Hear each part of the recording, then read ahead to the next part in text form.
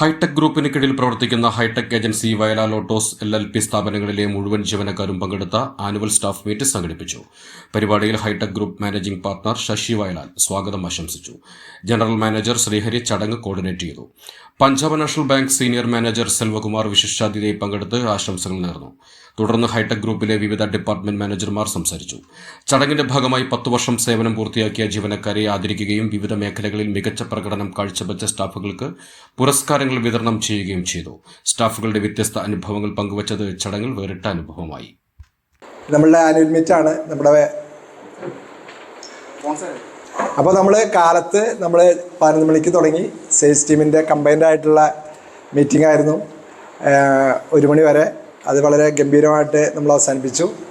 ഒരുപാട് നല്ല തീരുമാനങ്ങൾ എടുത്തിട്ടാണ് നമ്മൾ പിരിഞ്ഞിട്ടുള്ളത്. ഈ വർഷം നമ്മൾ ഏറ്റവും മികച്ച വിജയം കൈവരിക്കുമെന്നുള്ള ഉറച്ച തീരുമാനത്തിലാണ് നമ്മൾ ഉച്ചയ്ക്ക് ലഞ്ചിന് പിരിഞ്ഞത്. ഇപ്പോൾ നമ്മൾ ഇതുപോലെ തന്നെ ഹൈടെക് ഏജൻസിയിലെയും വയലാർ ലോട്ടോസ് LLPയുടെയും സംയുക്തമായിട്ടുള്ള നമ്മളെ ആനുവൽ സ്റ്റാഫ് മീറ്റിംഗ് ആണ് നമ്മൾ ഇവിടെ നടക്കുന്നത്. അപ്പോൾ അതിൽ എല്ലാവരും ഒന്ന് വെൽക്കം ചെയ്യാന്നുള്ളൊരു ഉത്തരവാദിത്തമാണ് ഞാൻ ഏറ്റെടുത്തിട്ടുള്ളത്. കാരണം ഇതിനൊരു ഇൻട്രൊഡക്ഷൻ വേണമല്ലോ. നമ്മളെല്ലാ കൊല്ലവും ഇങ്ങനെ സ്റ്റാഫ് മീറ്റിംഗ് നടത്താറുണ്ട്. ആ സ്റ്റാഫ് മീറ്റിംഗ് നമുക്ക് കുറേ കാര്യങ്ങൾ പഠിക്കാനും പരസ്പരം ഒരു പ്രചോദനം ഉൾക്കൊള്ളാനും ഏറ്റവും മികവാർന്ന രീതിയിൽ പ്രവർത്തനങ്ങൾ കൊണ്ടുപോകാനൊക്കെ നമ്മളെ സഹായിക്കുന്ന ഒരു കാര്യമാണ് നമ്മളുടെ ഈ ആനുവൽ മീറ്റ്. കഴിഞ്ഞ വർഷം ജനുവരിയിലാണ് നമ്മൾ ആനുവൽ മീറ്റ് നടത്തിയത്. അന്നത്തെ ഒരു പ്രത്യേകത നമുക്കറിയാം. വിഷൻ 2035 നമ്മൾ കഴിഞ്ഞ വർഷം അവതരിപ്പിച്ചു. അത് വലിയ ഉദ്ദേശത്തിൽ വളരെ നല്ല ഒരു ഉദ്ദേശത്തിലാണ് വിഷൻ 2035 നമ്മൾ അവതരിപ്പിച്ചത്. 2035 500 കോടി ടേൺ ഓവറുള്ള ഗ്രൂപ്പായിട്ട് നമുക്ക് മാറണം. അതാണ് നമ്മുടെ വിഷൻ 2035. അങ്ങനെ 500 കോടി ടേൺ ഓവർ വരുന്ന സമയത്ത് നമ്മൾ 3 സോഷ്യൽ കമ്മിറ്റ്മെൻറ്റുകൾ നമ്മൾ ആ വിഷൻ 2035 അവതരിപ്പിച്ചു. 500 കോടി ടേൺ ഓവർ ഉണ്ടാകുന്ന സമയത്ത് 3 കാര്യങ്ങൾ. ഒന്ന്, നമ്മുടെ സമൂഹത്തിൽ വിദ്യാഭ്യാസം കിട്ടാനായിട്ട് സാമ്പത്തികമായിട്ട് ബുദ്ധിമുട്ട് അനുഭവിക്കുന്ന കുട്ടികളെ കണ്ടെത്തി അവരുടെ വിദ്യാഭ്യാസത്തിന് വേണ്ടി സഹായിക്കുന്ന ഒരു പദ്ധതി. 2, നമ്മുടെ സമൂഹത്തിൽ വീടില്ലാതെ ദുരിതം അനുഭവിക്കുന്ന പാവപ്പെട്ട ആളുകളെ കണ്ടെത്തി പറ്റുന്ന ആളുകൾക്ക് വീടുകൾ നിർമ്മിച്ചു കൊടുക്കുന്ന ഒരു പദ്ധതി. 3, പൈസയ്ക്ക് ബുദ്ധിമുട്ടുകൊണ്ട് വിവാഹം കഴിക്കാൻ ബുദ്ധിമുട്ട് അനുഭവിക്കുന്ന നമ്മുടെ സമൂഹത്തിലുള്ള സഹോദരിമാരെ കണ്ടെത്തി പറ്റാവുന്ന രീതിയിൽ അവരെ വിവാഹം കഴിച്ചു കൊടുക്കുന്ന രീതിയിലുള്ള 3 പദ്ധതികളാണ് നമ്മൾ വിഷൻ 2035 കൂടെ നമ്മൾ അവതരിപ്പിച്ചത്. സോഷ്യൽ കമ്മിറ്റ്മെൻറ്റ് വളരെ ഇമ്പോർട്ടൻ്റ് ആണ്. നമ്മുടെ സമൂഹം വളരുന്നതിനനുസരിച്ച് നമ്മുടെ സ്ഥാപനം വളരുമ്പോൾ സമൂഹത്തിനും നമ്മൾ സേവിക്കുക എന്നുള്ള മഹത്തായിട്ടുള്ളൊരു ലക്ഷ്യം മുന്നിൽ വെച്ചുകൊണ്ടാണ് വിഷൻ 2035 നമ്മൾ അവതരിപ്പിച്ചത്. നമ്മളതിലേക്ക് വേണ്ടിയുള്ള കർമ്മ പദ്ധതികൾ നമ്മളെ ആവിഷ്കരിച്ചിട്ടുണ്ട്. എങ്ങനെയാണ് 2035 500 കോടി ടേൺ ഓവർ എത്തുക എന്നുള്ളതിൻ്റെ സമഗ്രമായിട്ടുള്ളൊരു വീക്ഷണം നമ്മൾ കഴിഞ്ഞ വർഷം അവതരിപ്പിച്ചു. അതിലേക്കുള്ളൊരു സ്റ്റെപ്പ് നമ്മളെടുത്ത് അതിൻ്റെ തുടർച്ചയാണ് നമ്മൾ ഇന്ന് ഈ നമ്മുടെ ഹൈടെക് ഗ്രൂപ്പിൻ്റെ സ്റ്റാഫ് മീറ്റിംഗ് നമ്മൾ അറേഞ്ച് ചെയ്തിട്ടുള്ളത്. ഇന്നും നമ്മൾ ഒരുപാട് കാര്യങ്ങൾ നമ്മളിവിടെ പല സർപ്രൈസുകളും നിങ്ങൾക്ക് വേണ്ടി നമ്മൾ പ്ലാൻ ചെയ്തിട്ടുണ്ട്. നമ്മുടെ ഗ്രൂപ്പിൽ വർക്ക് ചെയ്യുന്ന എല്ലാ ആളുകൾക്കും എല്ലാ രീതിയിലുള്ള സംരക്ഷണം കിട്ടുക, നിയമപരമായിട്ടുള്ള സംരക്ഷണം, ഒപ്പം തന്നെ സാമൂഹികമായിട്ടുള്ള എല്ലാ സംരക്ഷണം കിട്ടുക എന്നുള്ളത് ഹൈടെക് ഗ്രൂപ്പിൻ്റെ ഏറ്റവും ഇമ്പോർട്ടൻ്റ് ആയിട്ടുള്ളൊരു കാര്യമാണ്. നമ്മൾ നിയമപരമായിട്ടുള്ള പ്രൊട്ടക്ഷൻ്റെ ഭാഗമായിട്ടാണ് എംപ്ലോയീസിനുള്ള സർക്കാർ പറഞ്ഞിരിക്കുന്ന നിയമങ്ങൾ പൂർണ്ണമായിട്ടും അനുസരിച്ചുകൊണ്ട് പ്രവർത്തിക്കുന്ന സ്ഥാപനമായതുകൊണ്ട് നമ്മൾ പ്രൊവിഡന്റ് ഫണ്ട്, അതിൽ തന്നെ മിനിമം 10 വർഷം കംപ്ലീറ്റ് ആയിട്ടുള്ള ആളുകൾക്ക് പെൻഷൻ പദ്ധതി, ESI കേന്ദ്ര സർക്കാരിൻ്റെ ഭാഗമായിട്ട് ഇൻട്രൊഡ്യൂസ് ചെയ്തിട്ടുള്ള ESIയുടെ പരിരക്ഷ, പിന്നെ മിനിമം മുന്നത്തെ കേന്ദ്ര ഗവൺമെൻറ് നിയമം അനുസരിച്ച് 5 വർഷം തുടർച്ചയായിട്ട് ഈ സ്ഥാപനത്തിൽ വർക്ക് ചെയ്യുന്ന ആളുകൾക്ക് ഗ്രാറ്റുവിറ്റി കൊടുക്കുക എന്നുള്ള ഗവൺമെൻറ് പറഞ്ഞിരിക്കുന്ന ഇൻസ്ട്രക്ഷൻസ് എല്ലാം നമ്മൾ പാലിക്കുന്നുണ്ട്. ഇതെല്ലാം നമ്മുടെ എംപ്ലോയീസിന്, നമ്മുടെ നിലവിലുള്ള ആളുകൾക്കും ഇവിടുന്ന് ചില സാങ്കേതിക കാരണങ്ങൾ കൊണ്ട് പിരിഞ്ഞു പോയിട്ടുള്ള ആളുകൾക്കെല്ലാം ഈ പറയുന്ന ആനുകൂല്യങ്ങൾ നമ്മൾ കൊടുത്തിട്ടുണ്ട്. പ്രൊവിഡന്റ് ഫണ്ടാണെങ്കിലും ESIയുടെ ബെനിഫിറ്റുകൾ, അതുപോലെ തന്നെ ഗ്രാറ്റുവിറ്റി മുതലായ എല്ലാ ബെനിഫിറ്റുകളും നമ്മൾ കൊടുക്കുന്നുണ്ട്. അതുപോലെ തന്നെ നമ്മുടെ സർക്കാർ പറയുന്നതായിട്ടുള്ള കാര്യങ്ങളിൽ GST, നമ്മൾ GST രജിസ്ട്രേഷനുള്ള സ്ഥാപനങ്ങളാണ്. 2 സ്ഥാപനങ്ങളും GST രജിസ്ട്രേഷൻ ഉണ്ട്. നമ്മളെ ഏറ്റവും വലിയ പ്രത്യേകത എന്ന് പറയുന്നത് 1 രൂപ പോലും നമ്മൾ വിത്തൗട്ടിൽ വാങ്ങുകയോ, ഒരു സാധനം പോലും 1 രൂപയുടെ സാധനം പോലും വിത്തൗട്ടിൽ വാങ്ങുകയോ വിത്തൗട്ടിൽ കൊടുക്കുകയോ നമ്മൾ ചെയ്യുന്നില്ല. 100% GSTയുടെ നിയമങ്ങൾ പാലിച്ച് പ്രവർത്തിക്കുന്ന ഒരു സ്ഥാപനമാണ് നമ്മുടെ ഗ്രൂപ്പ്. അതുപോലെ തന്നെ നമ്മൾ ഇൻകം ടാക്സിൻ്റെ നിങ്ങൾക്കൊക്കെ അറിയാം, നമ്മൾ വാങ്ങുന്ന സാധനങ്ങൾ ടാക്സ് കൊടുത്ത് ബില്ല് വാങ്ങി കൊണ്ടുവരണമെന്നുള്ള വളരെ സ്ട്രിക്റ്റ് ആയിട്ടുള്ള ഇൻസ്ട്രക്ഷൻ നിങ്ങൾക്ക് തരാറുണ്ട്.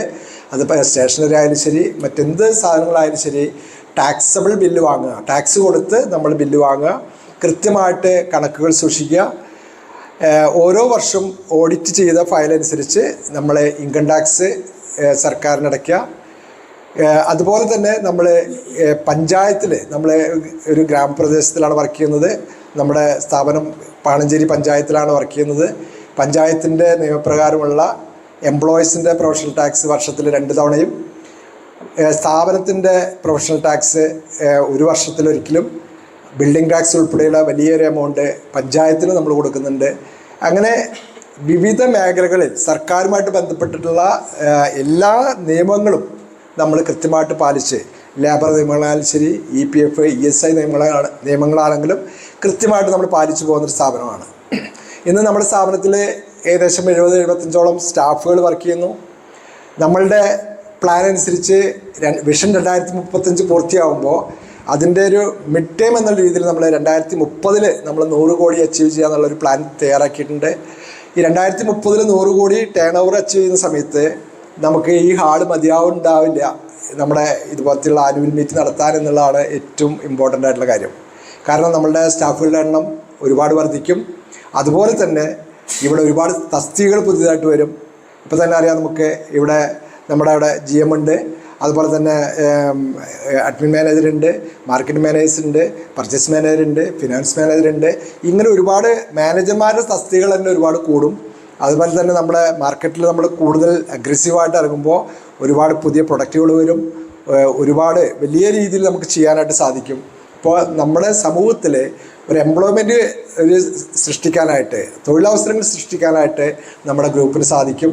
ഒരുപാട് ആളുകൾക്ക് കരിയർ ഗ്രോത്ത് കിട്ടുന്ന, എല്ലാം നമുക്ക് ഇവിടെ നിന്ന് തന്നെ നേടാൻ പറ്റുന്ന, നമുക്ക് പ്രൊമോഷൻ, നമ്മുടെ ഏറ്റവും വലിയൊരു പ്രത്യേകത എന്ന് പറയുന്നത് നമ്മൾ ഇവിടെയുള്ള ആളുകൾക്ക് തന്നെ, നമ്മൾ സെലക്ട് ചെയ്യുന്ന ആളുകൾക്ക് തന്നെ അവർക്ക് ട്രെയിനിങ് കൊടുത്ത് അവരെ പ്രൊമോട്ട് ചെയ്ത് കൊണ്ടുവരുന്ന ഒരു സിസ്റ്റമാണ് നമ്മൾ ചെയ്തിട്ടുള്ളത്.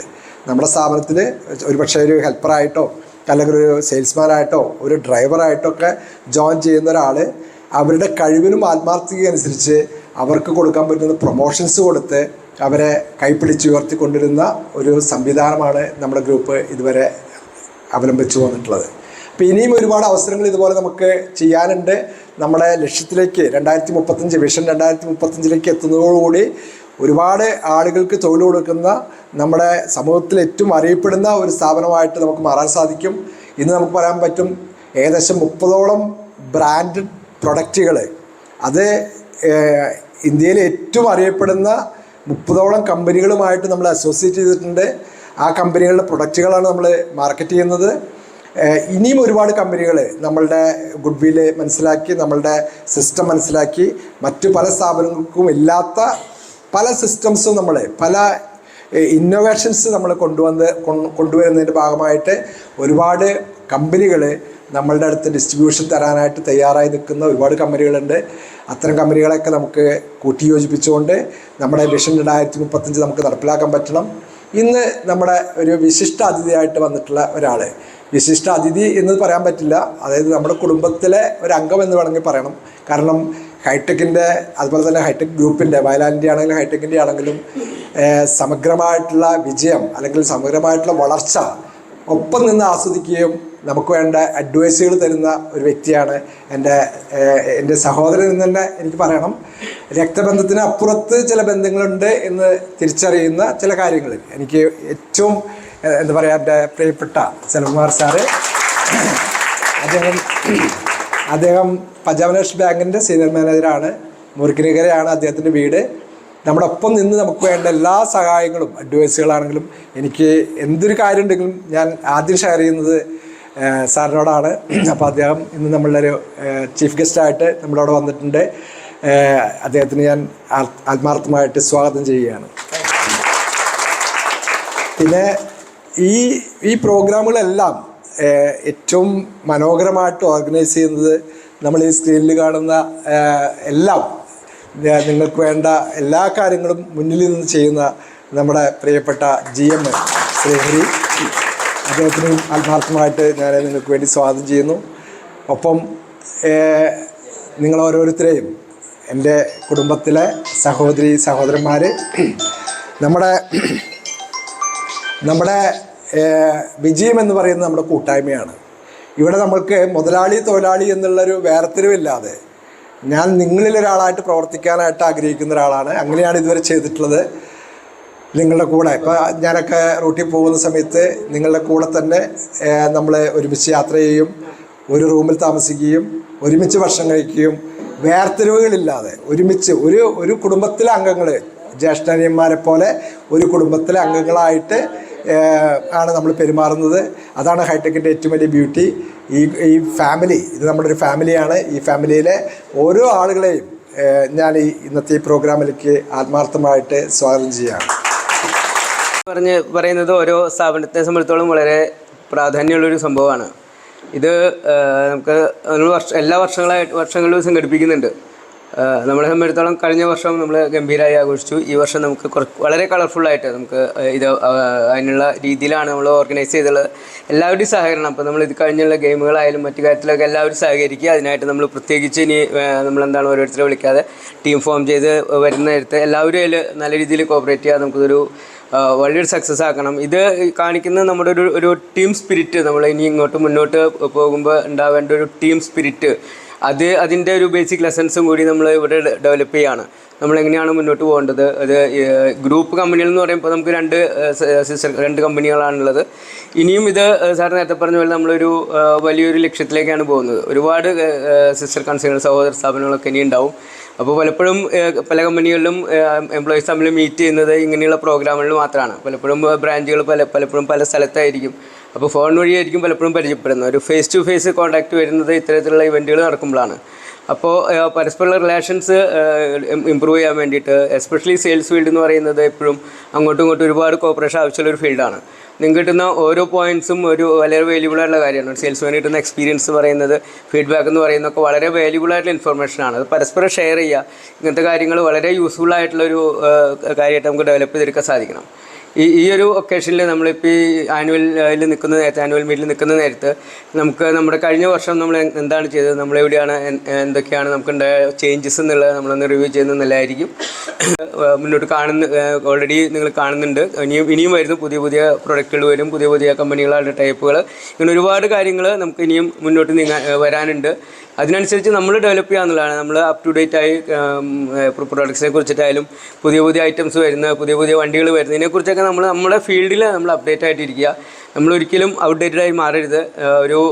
ഒരു കമ്പനിയെ സംബന്ധിച്ചിടത്തോളം, എംപ്ലോയിയെ സംബന്ധിച്ചിടത്തോളം ഏറ്റവും ഇമ്പോർട്ടൻ്റ് ആയുള്ള കാര്യം അപ് ടു ഡേറ്റ് ആയിരിക്കുക എന്നുള്ളതാണ്. നമ്മുടെ ഫീൽഡിൽ നമ്മൾ നിലനിൽക്കണമെങ്കിൽ, നമ്മൾ പുറന്തള്ളി ഇരിക്കാതിരിക്കപ്പെടണമെങ്കിൽ നമ്മൾ സ്ട്രോങ് ആയിരിക്കണം. നമ്മുടെ കയ്യിലുള്ള നോളജ് എപ്പോഴും അപ്ഡേറ്റായി ഷാർപ്പാക്കി വെക്കുക. നമ്മുടെ കയ്യിൽ ടൂൾ എന്ന് പറയുന്നത് നമുക്ക് കിട്ടുന്ന ഓഫറുകൾ, ഇങ്ങനത്തെ ഓഫറുകളൊക്കെ നന്നായി പഠിക്കുക, നല്ല രീതിയിൽ ഉപയോഗിക്കുക. നമുക്ക് വളരെ കൃത്യമായിട്ടുള്ള ടാർഗറ്റ് തന്നിട്ടുണ്ട്. എങ്ങനെ മുന്നോട്ട് നീങ്ങണം എന്നുള്ളതിനെക്കുറിച്ച്, ലക്ഷ്യം എങ്ങനെ പോകണം എന്നുള്ളതിനെക്കുറിച്ചൊക്കെ നമുക്ക് കൃത്യമായിട്ടുള്ള ഗൈഡ് ലൈൻസ് അല്ലെങ്കിൽ ഗൈഡിങ് തരുന്നുണ്ട്. അത് വെച്ച് മുന്നോട്ട് പോവുക. നമുക്ക് നല്ലൊരു വർഷം ആക്കി തീർക്കണം. 2026 എന്ന് പറയുന്നത് നമ്മളെ സംബന്ധിച്ചിടത്തോളം വളരെ ഒരു പോസിറ്റീവ് റിസൾട്ടുള്ള, വളരെ വലിയ റിസൾട്ട് തരുന്ന, നമുക്ക് എല്ലാവർക്കും ഒരേപോലെ ഇൻസ്പയർ ആവുന്ന ഒരു വർഷമായി തരണം. അടുത്ത വർഷം നമ്മൾ ഈ ആനുവൽ മീറ്റിൽ നിൽക്കുമ്പോൾ നമുക്ക് എല്ലാവർക്കും അഭിമാനത്തോടുകൂടി പറയാൻ പറ്റുന്ന നമ്മുടെ ഒരു വർഷം അതിഗംഭീരമായിരുന്നു. നമുക്ക് എല്ലാവർക്കും ഒരുമിച്ച് പറയാൻ പറ്റുന്ന ഒരു അവസ്ഥയിൽ നമ്മൾ എത്തണം. എല്ലാവർക്കും ആശംസകൾ. Thank you. എൻ്റെയും ബന്ധം എന്ന് പറയുന്നത് ഈ നമ്മുടെ ഹൈടെക് തുടങ്ങിയ ദിവസം ആ ഡേ 1 എന്നാണ് ഞങ്ങളുടെ ബന്ധമുള്ളത്. ഞാനൊരു ബാങ്കിൽ ഒരു ഓഫീസറായിട്ട് ബാങ്കിൽ ജോയിൻ ചെയ്യുന്നു. പല കസ്റ്റമേഴ്സ് വരുന്നു, പലരുടെയും നമ്മുടെ ബന്ധം ഉണ്ടാവും, ഒരു ഒഫീഷ്യൽ റിലേഷൻഷിപ്പ് പോവും. അതേ മീറി ചില ബന്ധങ്ങൾ മാത്രം ഇപ്പോൾ ആൾമോസ്റ്റ് മോർ ദാൻ 15 ഇയേഴ്സ് ഹൈടെക്കിൻ്റെ ഞാൻ പറഞ്ഞില്ല, അന്നത്തെ ദിവസം ഓപ്പണിംഗ് ഡേയിൽ ഞാൻ വന്നിട്ട് ഭക്ഷണം കഴിച്ച ഒരാളാണ്. അന്ന് മുതൽ ഇന്ന് വരെ ഹൈടെക്കിലെ എന്തൊരു ഫംഗ്ഷൻ ആയാലും ഞാൻ നിങ്ങളെപ്പോലെ യൂണിഫോം ഇടാതെ ഒരു ഹൈടെക്കിൻ്റെ ഒരു മെമ്പറാണ്. അപ്പോൾ അതിൽ എനിക്ക് പറയാൻ വലിയൊരു പ്രൗഡാണ്. ഞാൻ ബാങ്കിൽ ജോലി ചെയ്യുന്നതിൻ്റെ ഉപരി നിങ്ങളുടെ കൂടെ നിൽക്കുന്നതും ഈ ഹൈടെക്കിൻ്റെ വളർച്ചയെ കാണുന്നതും എനിക്ക് വലിയ വലിയ സന്തോഷമാണ്. കാരണം ഈ ഹൈടെക് ഇത്രയും വർഷത്തിൽ എത്രമാത്രം ബുദ്ധിമുട്ടുകൾ ക്രോസ് ചെയ്തിട്ടുണ്ട്. ബീയിങ് എ ബാങ്കർ എനിക്ക് കുറേ കമ്പനികളെ ഞാൻ കണ്ടിട്ടുണ്ട്. കുറേ ആൾക്കാർ വരുന്നു, നമ്മളുടെ അടുത്ത് സംസാരിക്കുന്നു, കുറേ ബിസിനസ് മോഡൽ പറയുന്നു, കുറേ ലോണുകളുടെ ആപ്ലിക്കേഷൻ തരുന്നു. ഇതൊക്കെ നമ്മൾ ലോൺ പ്രോസസ്സ് ചെയ്യും, ബാലൻസ് ഷീറ്റ് അനാലിസിസ് ചെയ്യും, ലോണുകൾ കൊടുക്കുന്നു, കമ്പനികൾ തുടങ്ങുന്നു. 3 വർഷം 4 വർഷം വളരെ സക്സസ് ആയിട്ട് നടക്കുന്നു. 5-ാമത്തെ വർഷം പതുക്കെ ഡല്ലാവുക, 6-ാമത്തെ വർഷം കമ്പനി ഇല്ലാതാവുക. ആ എംപ്ലോയീസിൻ്റെ കുടുംബങ്ങൾ കമ്പനി ഇല്ലാതാവെന്ന് പറയുമ്പോൾ ഒരു മുതലാളിക്ക് മാത്രമല്ല അതിൻ്റെ ഒരു ബുദ്ധിമുട്ട്. അത് വിശ്വസിച്ച് വന്ന എത്രയോ കുടുംബങ്ങളാണ് പെട്ടെന്ന് ഒരു സുപ്രഭാതത്തിൽ അവരുടെ ഫിനാൻഷ്യൽ ആ സ്റ്റെബിലിറ്റി മാറിപ്പോവുക. ഇന്ന് വരെ നമ്മുടെ ഹൈടെക്കിൽ വന്നൊരു 2011 മുതൽ ഇന്ന് വരെ വന്ന ഒരാളുടെ ഫാമിലിയുടെ ഒരു സ്റ്റെബിലിറ്റിன்றது ഒരിക്കലും മാറിയിട്ടില്ല. വളർന്നിട്ടേ ഉള്ളൂ, താഴേക്ക് പോയിട്ടില്ല. അതിൻ്റെ കാരണം എന്താണെന്ന് പറഞ്ഞാൽ നമ്മുടെ ശശി സാറിൻ്റെ ഒരു വിഷനാണ്. ആ 98 ബാഗ് എടുത്തിട്ട് വെറും 5 lakhs വെച്ചിട്ട് ഒരു കമ്പനി തുടങ്ങാൻ വേണ്ടി 4 പാർട്ട്നേഴ്സ് പോയി ഓടി നടന്ന് കേരളം മുഴുവതും ഇന്ന് ഇങ്ങനെ 2 സ്ഥാപനം ഉണ്ടാക്കി 75 പേരുടെ കുടുംബം രക്ഷിക്കുമെന്ന് പറയുമ്പോൾ ശശി സാറിൻ്റെ ഹാർഡ് വർക്ക് നമ്മൾ സമ്മതിക്കണം. എനിക്കറിയുന്നില്ല എത്ര പേർക്ക് ശശി സാറുടെ ഈ ബുദ്ധിമുട്ടുകളും ഈ ചാലഞ്ചുകളും പുറമേ കാണുമ്പോൾ എല്ലാവരും വിചാരിക്കാം, ശശി സാർ ബിസിനസ് മാനാണ്, ഓക്കെ, കാറിൽ പോകുന്നു, കാറിൽ വരുന്നു, വലിയ 75 പേര് ജോലി ചെയ്യുന്നു, കോടികൾ പൈസ വരുന്നു, ഇതൊക്കെ പറയും എല്ലാവരും. നമ്മൾക്ക് monthly 1 crore 2 crores turn over എന്ന് പറയുമ്പോൾ ആൾക്കാർ പൊതുവെ അങ്ങനെ വിചാരിക്കുള്ളൂ. പക്ഷേ അതിൻ്റെ പുറകെ സാർ എടുക്കുന്ന പെയിനും സാറിൻ്റെ ബുദ്ധിമുട്ടുകളും വളരെ അടുത്തുള്ള കുടുംബത്തിലുള്ളവർക്കും അടുത്തുള്ളവർക്കും അറിയും. സാറിൻ്റെ ഒരു കുടുംബമായിട്ട് ഞാൻ ഉള്ളത് കൊണ്ട് എനിക്ക് പേഴ്സണലി നല്ല രീതിയിൽ അറിയാം. പക്ഷേ എന്തു വന്നാലും സാറ് തളരുന്നില്ല. നമ്മൾക്കറിയാം പല സീനിയേഴ്സിൽ കുറേ പേരും പോയിട്ടുണ്ട്, റെസിഗ്നേഷൻ പേഴ്സണൽ റീസൺ കൊണ്ട് അവർ റിസൈൻ ചെയ്ത് പോയിട്ടുണ്ട്. ബട്ട് സ്റ്റിൽ ശശി സാർ മനസ്സ് തളരാറില്ല. കാരണം നിങ്ങൾ കൊണ്ടുവരുന്ന ഒരു വിശ്വാസത്തിൻ്റെ പുറത്താണ്. ആ ഒരു വിശ്വാസം നിങ്ങൾ എപ്പോഴും ശശി സാർക്ക് കൊടുക്കണം. ആ വിശ്വാസത്തിൻ്റെ പുറത്ത് നമ്മുടെ കമ്പനി വളരും. നമ്മുടെ കമ്പനി വളർന്നു കഴിഞ്ഞാൽ ആ വളർച്ചയെന്ന് പറയുന്നത് നമ്മുടെ കുടുംബത്തിൻ്റെ വളർച്ചയാണ്. പിന്നെ പലർക്കും തോന്നും നമ്മൾ മാർക്കറ്റിംഗ് ഫീൽഡാണ്. ഞാനും എല്ലാവരും കാണുമ്പോൾ എന്താ പഞ്ചാബ് നാഷണൽ ബാങ്കിൻ്റെ മാനേജറാണ്, AC ക്യാബിനിലുണ്ട്, ഒരു പ്രശ്നമില്ല, മാസം 1 ലക്ഷം രൂപ വരുമാനമുണ്ട്, ഒരു കുഴപ്പമില്ല, ജീവിതം ഭയങ്കരമായിട്ട് പോകുന്നു, ഗവൺമെൻറ് ജോലിയാണ്. പക്ഷേ നിങ്ങൾക്കും എനിക്ക് ഒരു ഡിഫറൻസ് ഇല്ല. കാരണം അന്ന് ഞാൻ ഗവൺമെൻറ് ജോലിയായിട്ട് എൻ്റെ അച്ഛൻ പറഞ്ഞു കോളേജിൽ കയറിയപ്പോൾ ബാങ്കിലെ ജോലിയാണ് നല്ലതാണ്, ഗവൺമെൻറ് ജോലി എന്ന് പറയുമ്പോൾ നല്ല പെൻഷൻ കിട്ടും, PF കിട്ടും, ESI കിട്ടും, അതുകൊണ്ട് ഒന്നും പേടിക്കേണ്ട, അതിനകത്ത് തന്നെ ജോലി ചെയ്യുന്നു പറഞ്ഞു. അന്ന് എനിക്ക് കുറേ പ്രൈവറ്റ് ജോബ് ട്രാക്ടർ കമ്പനിയിൽ കുറേ ഓഫറൊക്കെ ഉണ്ടായിരുന്നു. അന്ന് സാലറി എന്ന് പറയുമ്പോൾ എനിക്ക് 17,000 ആയിരുന്നു ട്രാക്ടർ കമ്പനി തരാം. ഗവൺമെൻറ് ജോലി എന്ന് പറയുമ്പോൾ എനിക്ക് അന്ന് എത്ര 9,000 സംതിങ്, ബേസിക് പേ തന്നെ 5,000 അത്രയായിരുന്നു, 2009. പക്ഷേ അച്ഛൻ പറഞ്ഞ് ഗവൺമെൻറ് ജോലി എന്ന് പറയുമ്പോൾ ഈ ബെനിഫിറ്റ് ഒരിക്കലും പ്രൈവറ്റിൽ കിട്ടത്തില്ല, അതുകൊണ്ട് നീ ഗവൺമെൻറ് ജോലിക്ക് തന്നെ പോകണമെന്ന് പറഞ്ഞു. പക്ഷേ എനിക്ക് ഇന്ന് സാറ് പറയുമ്പോൾ ESI, PF, ഗ്രാറ്റുവിറ്റി ഇതൊക്കെ ഞാൻ അന്ന് പ്രൈവറ്റ് കമ്പനിയിലേക്ക് പോകുമ്പോൾ ഉണ്ടായിരുന്നില്ല. ഇന്ന് നാഷണലൈസ്ഡ് ബാങ്കിൽ ഗവൺമെൻറ് ജോബിൽ എന്തൊക്കെ കിട്ടുന്നോ അതെല്ലാം നിങ്ങൾക്ക് കിട്ടുന്നുണ്ട്. സോ ആ ഒരു പോയിൻ്റ് ഓഫ് വ്യൂവിൽ നിങ്ങളെല്ലാം ഭാഗ്യവാന്മാർ തന്നെ. കാരണം ഒരു ESI എന്ന് പറയുന്നത് പലരും നമ്മുടെ എന്തെങ്കിലും ഒരു ബുദ്ധിമുട്ടുകൾ വരുമ്പോൾ ഇല്ല ഹോസ്പിറ്റലൈസ്ഡ് കേസ് ആകുമ്പോൾ നമ്മുടെ പാക്കറ്റിൽ നിന്ന് പോകുന്ന പൈസ അന്നാണ് നമ്മൾക്ക് അതിൻ്റെ ബുദ്ധിമുട്ട് മനസ്സിലാവത്തുള്ളൂ. ആ ഒരു രീതിയിൽ നമ്മുടെ ഫാമിലിയും നമ്മുടെ കമ്പനി ഒരു സേഫർ സൈഡിൽ ആക്കി വെച്ചെന്ന് പറയുമ്പോൾ നമ്മൾക്ക് വളരെ സന്തോഷമുണ്ട്. സെയിം ടൈം PF, ഗ്രാറ്റുവിറ്റി എല്ലാം ഗവൺമെൻറ് ബാങ്കിൽ എന്തൊക്കെ ഉണ്ടോ ആ എല്ലാ ഓപ്ഷൻസും ഉണ്ട്. പിന്നെ നിങ്ങൾ പറയാം നമ്മൾക്ക് ടാർഗറ്റ് ഉണ്ട്, പ്രഷർ ഉണ്ടാവുന്നു. പക്ഷേ ഇത് മാനേജേഴ്സ്മാർക്ക് ഉള്ള ടാർഗറ്റെക്കാട്ടിലും പ്രഷറെക്കാട്ടിലും നിങ്ങൾക്ക് ഉണ്ടാവത്തില്ല. ഞാൻ പറഞ്ഞു തരാം. എനിക്ക് 9:30 അവിടെ ബാങ്കിൽ എത്തണം, 9:45 വരെ ബയോമെട്രിക് സിസ്റ്റം ഉണ്ട്. മാനേജറാണ് ഞാൻ. നാളെ ഞാനും എൻ്റെ സ്റ്റാഫ് ഞങ്ങൾ 10 പേരുണ്ട്. എൻ്റെ പുതുക്കാട് ബ്രാഞ്ചിൽ 100 കോടി ടേൺ ഓവറാണ്. അത് ജോലി തപ്പി നടക്കുന്ന ആൾക്കാർ പലരെയും നമ്മൾ കാണുന്നുണ്ട്. അതുകൊണ്ട് ഈ കിട്ടിയ ജോലി നല്ല രീതിയിൽ യൂസ് ചെയ്യുക. അത് നമ്മുടെ ഒരു ഭാഗ്യമായിട്ട് നിങ്ങൾ കൺസിഡർ ചെയ്യണം. നിങ്ങളുടെ വളർച്ചയെന്ന് പറയുന്നത് കമ്പനിയുടെ വളർച്ചയാണ്, കമ്പനിയുടെ വളർച്ചയെന്ന് പറയുന്നത് നിങ്ങളുടെ വളർച്ചയാണ്. ശശി സാറുടെ ഈ 500 കോടി ടാർഗറ്റ് ആ ഒരു വിഷൻ എന്ന് പറയുന്നത് അത് നിങ്ങളുടെ ജീവിതത്തിൻ്റെ ഗ്രോത്ത് ആയിട്ടാണ് ഞാൻ കാണുന്നത്. കാരണം സാർ അന്ന് ഞാൻ പറഞ്ഞല്ലോ ഒരു 25 ലക്ഷത്തിൽ തുടങ്ങിയതാണ് ഹൈടെക്. ഇന്ന് നമ്മുടെ ടേൺ ഓവർ എന്താണെന്ന് നിങ്ങൾക്കറിയാം, എല്ലാവർക്കും അറിയാം. അതിൻ്റെ ഒപ്പം തന്നെ വയലാളും തുടങ്ങി. അതിൻ്റെ ഗ്രോത്ത് നമ്മൾ കണ്ടുകൊണ്ടിരിക്കുകയാണ്. സോ ഈ ഗ്രോത്തുകളെല്ലാം വരുന്നത് നിങ്ങളുടെ ഓരോരാളുടെ സപ്പോർട്ട് കൊണ്ടാണ്. ഈ പ്രഷറുണ്ട്, ടാർഗറ്റ് ഉണ്ട്, നമ്മൾ തളർന്നു പോയി കഴിഞ്ഞാൽ പിന്നെ ഒന്നും ഓടത്തില്ല. ഒരു വണ്ടി ഓടണമെങ്കിൽ നിങ്ങളെല്ലാവരും ഓട്ടോമൊബൈൽസിലുള്ള ആൾക്കാരാണ്, നിങ്ങൾക്ക് നന്നായിട്ട് അറിയാം. ഒരു വണ്ടി മൂവ് ആവണമെങ്കിൽ അതിൻ്റെ അത്യാവശ്യ ടയർ പ്രഷർ വേണം, അല്ലേ? അല്ലെങ്കിൽ വണ്ടി പോകത്തില്ല, അവിടെ തന്നെ കിടക്കും. സോ സാറ് പറയുമ്പോഴോ അല്ലെങ്കിൽ ടാർഗറ്റ് തരുമ്പോഴോ അത് നമ്മുടെ ഗ്രോത്തുക്കും നമ്മുടെ കമ്പനിയുടെ ഗ്രോത്തുക്കും then only we can reach 2035 ഈ 500 കോടിன்றது നമ്മൾക്ക് റീച്ച് ചെയ്യണമെങ്കിലും ഈ ഒരു പ്രഷറും ഈ ഒരു ടാർഗറ്റും ആ ഒരു സിസ്റ്റമാറ്റിക്കും നമ്മൾക്ക് ഇരുന്നാൽ മാത്രം അത് അച്ചീവ് ആവാൻ പറ്റത്തുള്ളൂ. അങ്ങനെ അച്ചീവ് ആയി കഴിഞ്ഞാൽ സാറ് പറഞ്ഞതുപോലെ ഇപ്പോഴാണ് ഞാൻ കേൾക്കുന്നത്, സാർ നേരത്തെ എൻ്റെ അടുത്ത് പറഞ്ഞിട്ടുള്ള CSR ആക്ടിവിറ്റീസ്, ബാങ്കാണ് ഇപ്പോൾ പൊതുവാக CSR ആക്ടിവിറ്റീസ് ചെയ്യാറുള്ളൂ. ഈ പാവപ്പെട്ട കുടുംബങ്ങളെ സഹായിക്കുക, വീട് വെച്ച് കൊടുക്കുക, ഇതൊക്കെ വലിയൊരു വിഷനാണ്. അങ്ങനെ ഏതോ ഒരു ആൾക്കാരെ സഹായിക്കാനോ ഇല്ലെങ്കിൽ അവരുടെ ജീവിതത്തെ നന്നാക്കാനോ ശ്രമിക്കുന്ന ഒരു മുതലാളി നമ്മുടെ കുടുംബത്തെ വെറുതെ വിടും. നമ്മുടെ ജീവിതം എങ്ങനെയായിരിക്കും? ജസ്റ്റ് ചിന്തിക്കുക. അതനുസരിച്ച് നമ്മുടെ 100% സിൻസിയറിറ്റി കമ്പനിക്ക് കാണിക്കുക. അങ്ങനെ ആയിക്കഴിഞ്ഞാൽ നമ്മുടെ ജീവിതം നന്നാവും, നമ്മുടെ കമ്പനി വളരും. പിന്നെ ശശി സാറോടെ ഈ ഒരു 500 കോടി പ്രോജക്റ്റ് വിജയിക്കണമെന്ന് ഞാൻ ദൈവത്തെ പ്രാർത്ഥിക്കാം. Thank you so much for your all സമയമാണ്. കാരണം ഞാനിവിടെ നിന്ന് ഇങ്ങനെ ആലോചിക്കായിരുന്നു, 2013 ആണ് ഞാൻ ജോയിൻ ചെയ്യുന്നത്. അന്ന് ഹൈടെക്കിലല്ല ജോയിൻ ചെയ്യുന്നത്, ടാസിലാണ് ജോയിൻ ചെയ്യുന്നത്, ടിഷ്യൂ ഓട്ടോസ്പേറ്റ്സിൽ. ആ സമയത്ത് നമുക്ക് ഹൈടെക് ഉണ്ട്. ഹൈടെക് ഞാനവിടെ ചേർന്നതിന് ശേഷം എനിക്ക് 1-2 ആഴ്ച കഴിഞ്ഞപ്പോൾ ഹൈടെക്കിലേക്ക് ഇങ്ങനെ മാറുന്നു. ആ സമയത്ത് ഹൈടെക്കിൽ ഞങ്ങളൊരു 5 പേരാണുള്ളത്. ഞങ്ങൾ സന്തോഷിക്കുന്നു പറയാൻ ഒരു കാരണം ഇത്രയും പേരുടെ ഒരു ആൾക്കൂട്ടം കണ്ടിട്ട് തന്നെയാണ്. കാരണം ഞങ്ങളൊരു 5 പേര് അന്നുണ്ട്. അതേപോലെ തന്നെ എനിക്ക് തോന്നുന്നു ആ ടേൺ ഓവർ ആ സമയത്ത് ഞാൻ കയറുന്ന സമയത്ത് ഹൈടെക്കിൽ ഏതാണ്ട് 20 ലക്ഷം രൂപയുടെ ഒരു ടേൺ ഓവറാണ്. ഞാൻ കയറി ഒരു 3-4 മാസമായിട്ട് കഴിയുമ്പോഴാണ് എനിക്ക് തോന്നുന്നു 25 ലക്ഷം നമ്മൾ അച്ചീവ് ആവുന്നത്. 25 ലക്ഷം അതൊരു വലിയൊരു ടേണിംഗ് പോയിന്റ്. 25 ലക്ഷം എന്നൊക്കെ പറഞ്ഞാൽ അന്നൊരു വലിയ സംഭവമായിരുന്നു. പിന്നീട് അവിടുന്നത് 50 ആവുന്നു, 1 കോടി ആവുന്നു, 1.5 ആവുന്നു. നമുക്കറിയാം 1 കോടിയുടെ സമയത്ത് നിങ്ങൾ എത്ര പേരുണ്ടായിരുന്നു എനിക്കറിയത്തില്ല. നമ്മൾ വിഷൻ വൺകോർ എന്നും പറഞ്ഞൊരു വലിയൊരു ഇതിലായിരുന്നു നമുക്ക് ആ സമയത്ത്. നമുക്കറിയാം നമ്മളതിനെ പറയും ഒരുപാട് ഓടി നമുക്ക് ആ ഒരു കോടി അച്ചീവ് ചെയ്ത സമയമൊക്കെ അത് വളരെ സന്തോഷത്തിൻ്റെ ആണ്. അതിനുശേഷം 1.5 ആയി നമ്മൾ 2 കാണുന്നൊരു സമയം ഉണ്ടായിരുന്നു. പക്ഷേ ഇപ്പം നമ്മൾ അല്പം താഴെയാണ് പൊയ്ക്കൊണ്ടിരിക്കുന്നതെങ്കിൽ നമ്മളൊരു ഒരേ ലെവലിൽ ഇങ്ങനെ പോയിക്കൊണ്ടിരിക്കുന്നു.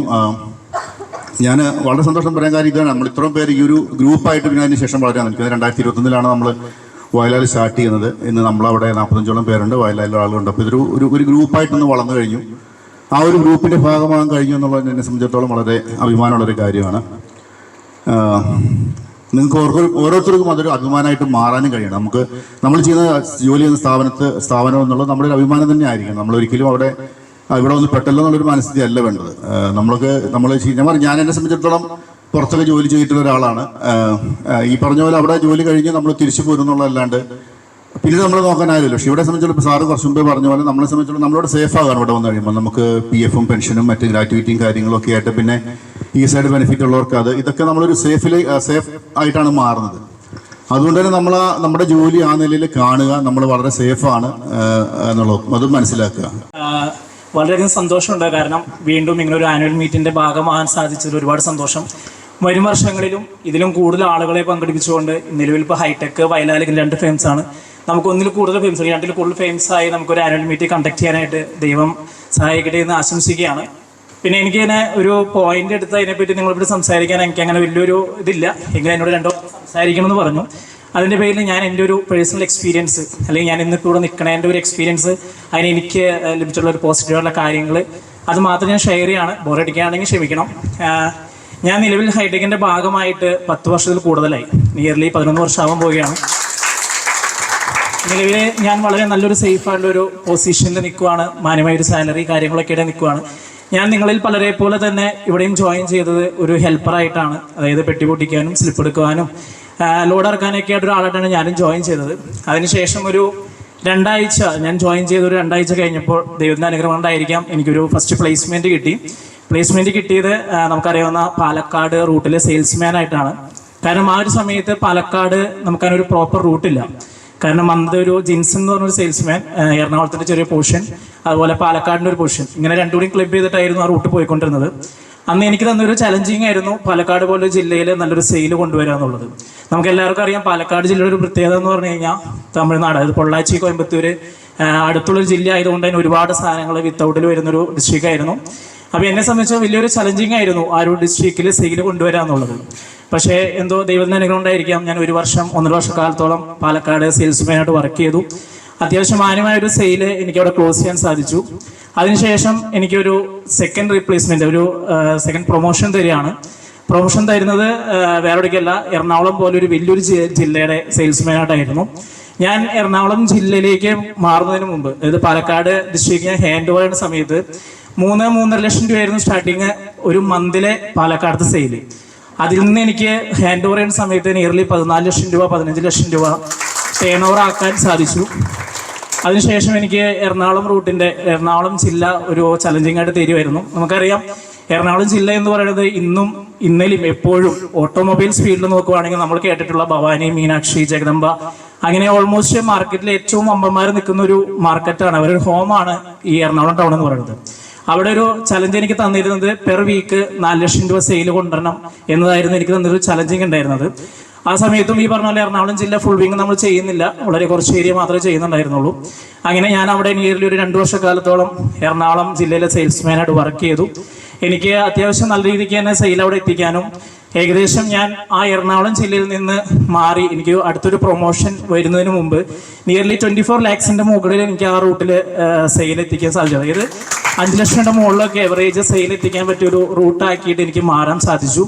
അതിനുശേഷം എനിക്ക് കിട്ടിയ ഒരു പ്രൊമോഷൻ എന്ന് പറയുന്നത് ഒരു അസിസ്റ്റന്റ് മാനേജർ എന്നൊരു പോസ്റ്റിലേക്കായിരുന്നു. അതിനുശേഷം ഞാൻ ഒരുപാട് വർഷക്കാലം രഞ്ജീബ് ആളുടെ അണ്ടറിൽ അസിസ്റ്റന്റ് മാനേജറായിട്ട് എറണാകുളം, കോട്ടയം, തൃശ്ശൂർ, ആലപ്പുഴ ഈ ജില്ലകളിൽ അസിസ്റ്റന്റ് മാനേജറായിട്ട് വർക്ക് ചെയ്യാൻ സാധിച്ചു. അതിനുശേഷം വീണ്ടും എനിക്ക് ഒരു ഇൻഡിപെൻഡൻ്റ് ആയിട്ടൊരു മാനേജറായിട്ട് വർക്ക് ചെയ്യാൻ സാധിച്ചു. അതിനെല്ലാം ശേഷം ഇന്നിപ്പോൾ കമ്പനി എനിക്ക് വളരെ ചലഞ്ചിങ് ആയിട്ടുള്ളൊരു പുതിയൊരു പോസ്റ്റും കൂടി തന്നിരിക്കുകയാണ്. അത് ഹൈടെക്കിൽ പലർക്കും അറിയാം, ഒരു ടീം കോർഡിനേറ്റർ എന്നൊരു പോസ്റ്റ് തന്നിരിക്കുകയാണ്. കാരണം ഇത്രയും നാൾ 2-3 സെയിൽസ്മാരെ മാത്രം കോർഡിനേറ്റ് ചെയ്താൽ മതി എന്നുണ്ടെങ്കിൽ ഇനി ഹൈടെക്കിൽ എല്ലാ സെയിൽസ്മാരെയും കോർഡിനേറ്റ് ചെയ്യുന്ന ഒരു ചലഞ്ചിങ് ആയിട്ടുള്ള ഒരു പോസ്റ്റ് എനിക്ക് തന്നിരിക്കുകയാണ്. ഞാൻ വളരെ പോസിറ്റീവായിട്ടും വളരെ സന്തോഷത്തോടെയും ആ ഒരു പോസ്റ്റ് ഏറ്റെടുത്തിരിക്കുകയാണ്. അത് എനിക്ക് ഈ പറഞ്ഞ പോലെ തന്നെ ഒരു പോസിറ്റീവായിട്ട് കംപ്ലീറ്റ് ചെയ്യണമെന്നുണ്ടെങ്കിൽ നിങ്ങളുടെ എല്ലാവരുടെയും സപ്പോർട്ട് അത്യാവശ്യമാണ്. ഞാനിപ്പോൾ ഈ പറഞ്ഞത് എൻ്റെ ഒരു എക്സ്പീരിയൻസ് പറഞ്ഞത് ഒരിക്കലും ഞാൻ ഭയങ്കര വലിയൊരാളായി എന്ന് കാണിക്കാൻ വേണ്ടിയിട്ടല്ല. പകരം എനിക്ക് ഇന്ന് ഇവിടെ എത്തി ഇങ്ങനെ നിൽക്കാനോ അല്ലെങ്കിൽ സംസാരിക്കാനോ സാധിക്കുന്നുണ്ടെങ്കിൽ അല്ലെങ്കിൽ ഒരു പോസ്റ്റിലേക്ക് എനിക്ക് എത്താൻ സാധിച്ചിട്ടുണ്ടെങ്കിൽ അതിനെ എന്നെ ഏറ്റവും ഹെൽപ്പ് ചെയ്ത കുറച്ച് കാര്യങ്ങൾ എന്ന് പറയുന്നത്, നമുക്കൊരു സെയിൽസ്മാൻ ആയിക്കോട്ടെ, ഒരു മാർക്കറ്റിംഗ് മാനേജർ ആയിക്കോട്ടെ, അവർക്ക് വേണ്ടിയിരിക്കേണ്ട ഏറ്റവും ഇമ്പോർട്ടൻറ്റ്, ഞാൻ വിചാരിക്കുന്ന ഏറ്റവും ഇമ്പോർട്ടൻ്റ് ആയിട്ടുള്ള ഒരു തിങ്സ് എന്ന് പറയുന്നത് പ്രൊഡക്റ്റ് നോളജ് ആണ്. നമ്മൾ ചെയ്യുന്ന നമ്മുടെ കമ്പനിയിൽ നമ്മൾ ഡീൽ ചെയ്യുന്ന പ്രൊഡക്റ്റുകളെ പറ്റി നമുക്കൊരു പ്രൊഡക്റ്റ് നോളജ് ഉണ്ടാവണം. ഒരു കസ്റ്റമർ നമ്മൾ ഏതൊരു സമയത്ത് വിളിച്ച് ഒരു ഡൗട്ട് ചോദിച്ചാലും നമുക്ക് അതിനെപ്പറ്റി വ്യക്തമായ ഒരു കോൺഫിഡൻസോട് കൂടി അത് പറയാനുള്ള ഒരു കോൺഫിഡൻസ് നമുക്ക് ഉണ്ടാവണം. അതായത് എന്നെ പേഴ്സണലി അറിയാവുന്നവർക്ക് അറിയായിരിക്കും, കമ്മ്യൂണിക്കേഷൻ സ്കില്ലിൽ ഭയങ്കര വീക്കാണ്. അതായത് ആൾക്കാരായിട്ട് എങ്ങനെയാണ് പ്രോപ്പറായിട്ട് കമ്മ്യൂണിക്കേറ്റ് ചെയ്യേണ്ടതെന്ന് അറിയില്ല.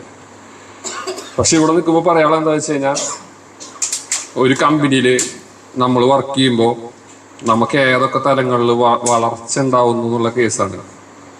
അതിപ്പോൾ ഞാൻ ഇൻ്റർവ്യൂവിന് വരുമ്പോൾ എങ്ങനെയായിരുന്നു എന്നുള്ളത് ശശിയാണെന്നറിയാം.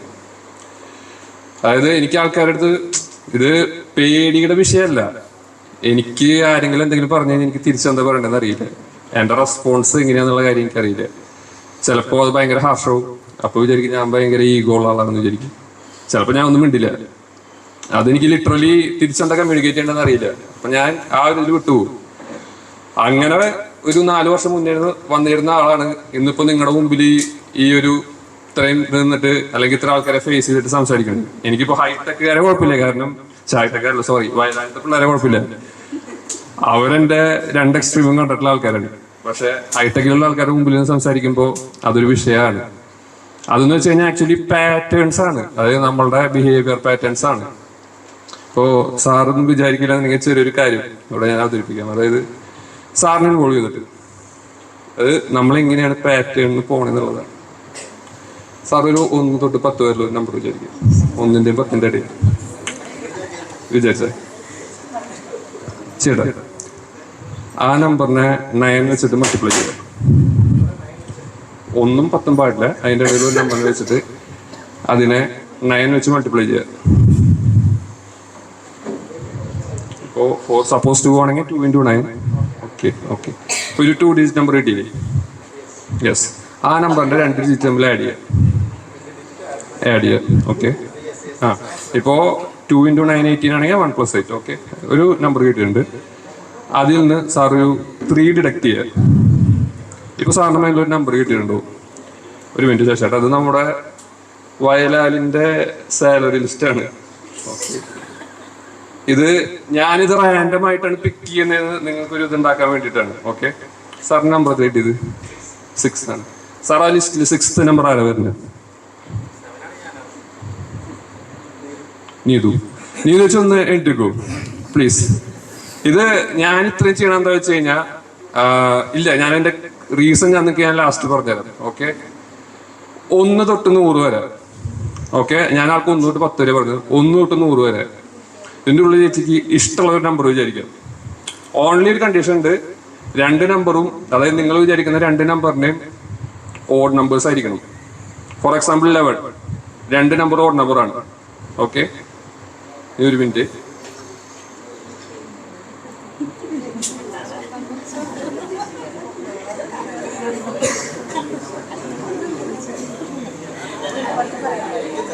നമ്പർ വിചാരിച്ച എക്സാമ്പിൾ 11 ആണ് കേട്ടോ, അതേപോലെ നമ്പർ വിചാരിച്ച. ഓക്കെ, ഫസ്റ്റ് നമ്പർ എത്ര വിചാരിച്ച പറഞ്ഞു? ഏത് നമ്പർ മനസ്സിൽ വിചാരിച്ച പറഞ്ഞു? ആ, അതായത് 1 തൊട്ട് നമ്പർ 100 വരെ ഉള്ളിലൊരു നമ്പർ വിചാരിച്ചിട്ടില്ലേ? ആ നമ്പർ എത്രയെന്ന് പറഞ്ഞോളെ. ഞാനിത് ആക്ച്വലി ഇവരുടെ അടുത്ത് പറഞ്ഞതാണ്.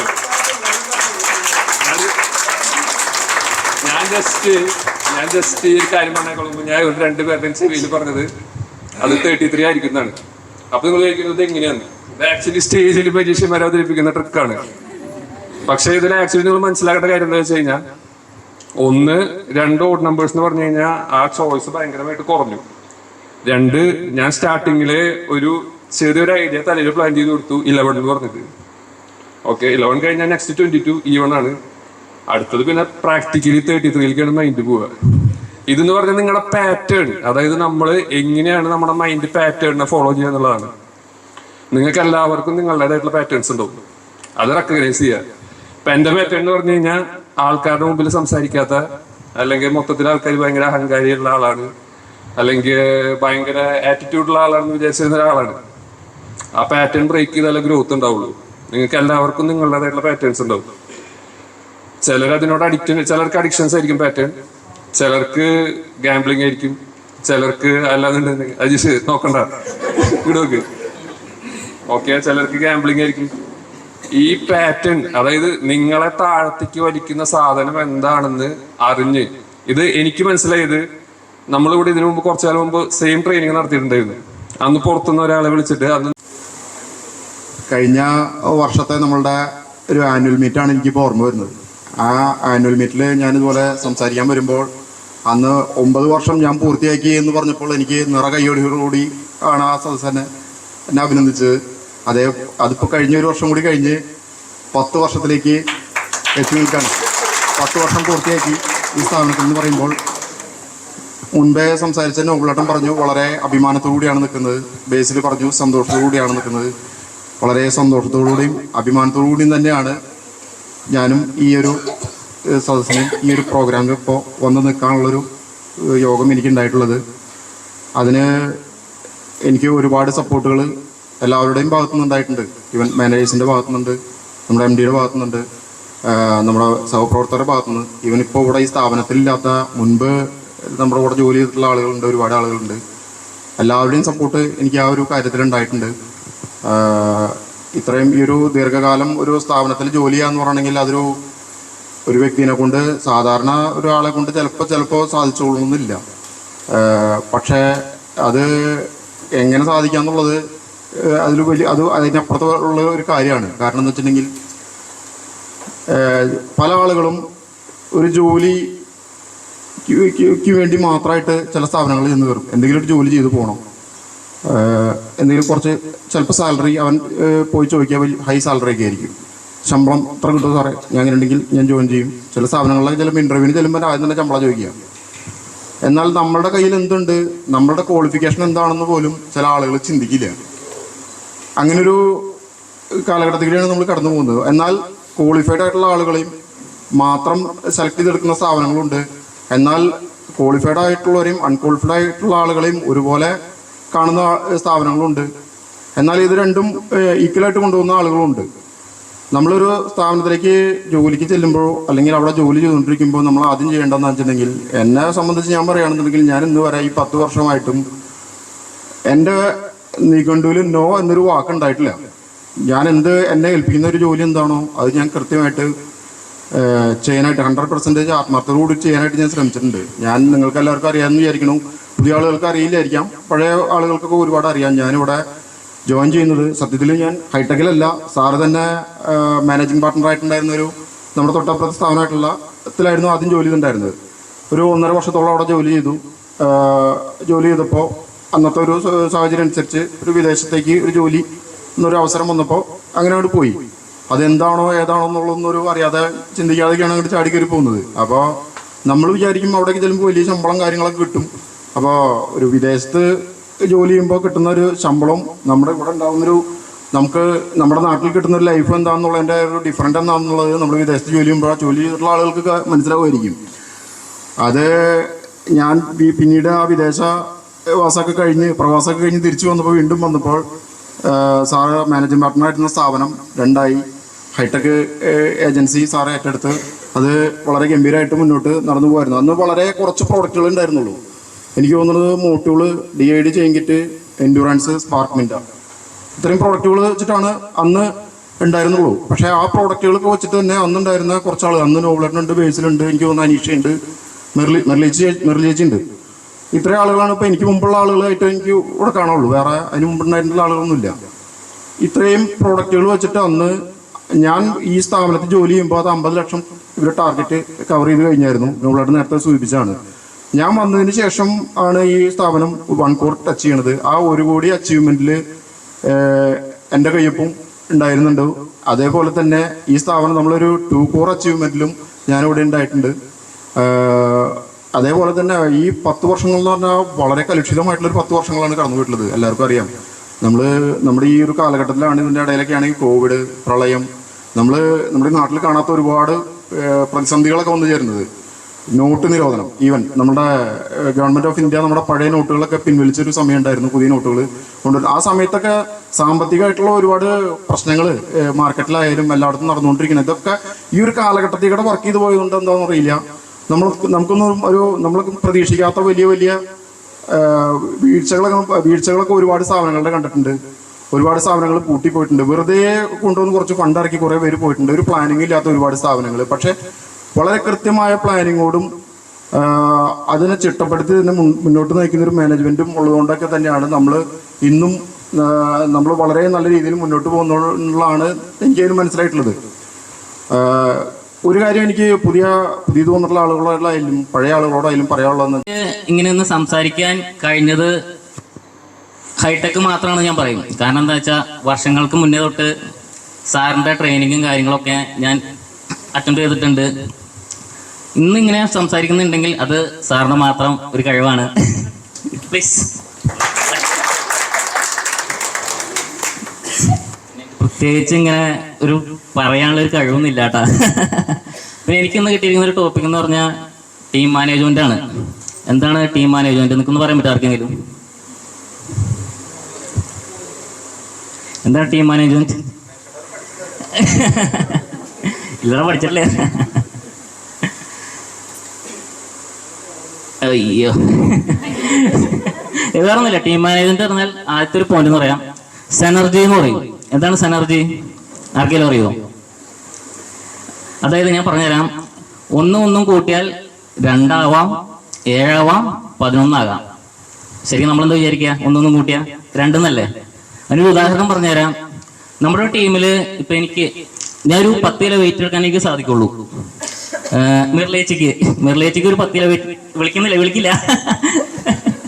ഇന്നലെ തന്നെ മെർലേച്ചി പ്രത്യേകം പറഞ്ഞിട്ടുണ്ട്, സ്റ്റേജിലേക്ക് വിളിക്കണം എന്ന് പറഞ്ഞിട്ടുണ്ട്. അപ്പോൾ മെർലേച്ചിക്കും ഒരു 10 കിലോ എടുക്കാനേ സാധിക്കുള്ളൂ. എന്നാൽ നമ്മൾ 2 പേരും കൂടി വിചാരിച്ചാൽ 10 10 20 അല്ല, 25 കിലോ എടുക്കാനായിട്ട് നമുക്ക് സാധിക്കും. എക്സ്ട്രാ 5 കിലോ എടുക്കാനായിട്ട് നമുക്ക് സാധിക്കും. അതിനാണ് സിനർജി എന്ന് പറയുന്നത്. പിന്നെ വേറൊരു പോയിന്റ് എന്ന് പറഞ്ഞാൽ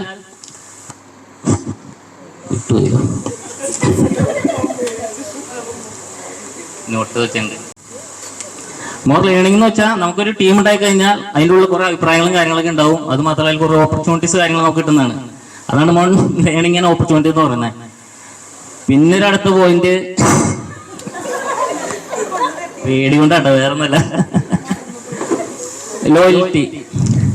ലോയൽറ്റി എന്ന് പറഞ്ഞാൽ കൂറ്. അതായത് ഒരു ടീമില് 10 പേരുണ്ടെങ്കിൽ ആ 10 പേർക്കും ആ കൂറുണ്ടായിരിക്കണം. അതായത് ഒരാൾ മാറി എന്നാൽ പോലും ആ 9 പേര് ആ ടീമിൽ കൂറ് കാണിച്ചാൽ ആ ഒരാളും അതിലേക്ക് വന്നിരിക്കും. അതാണ് ലോയൽറ്റി.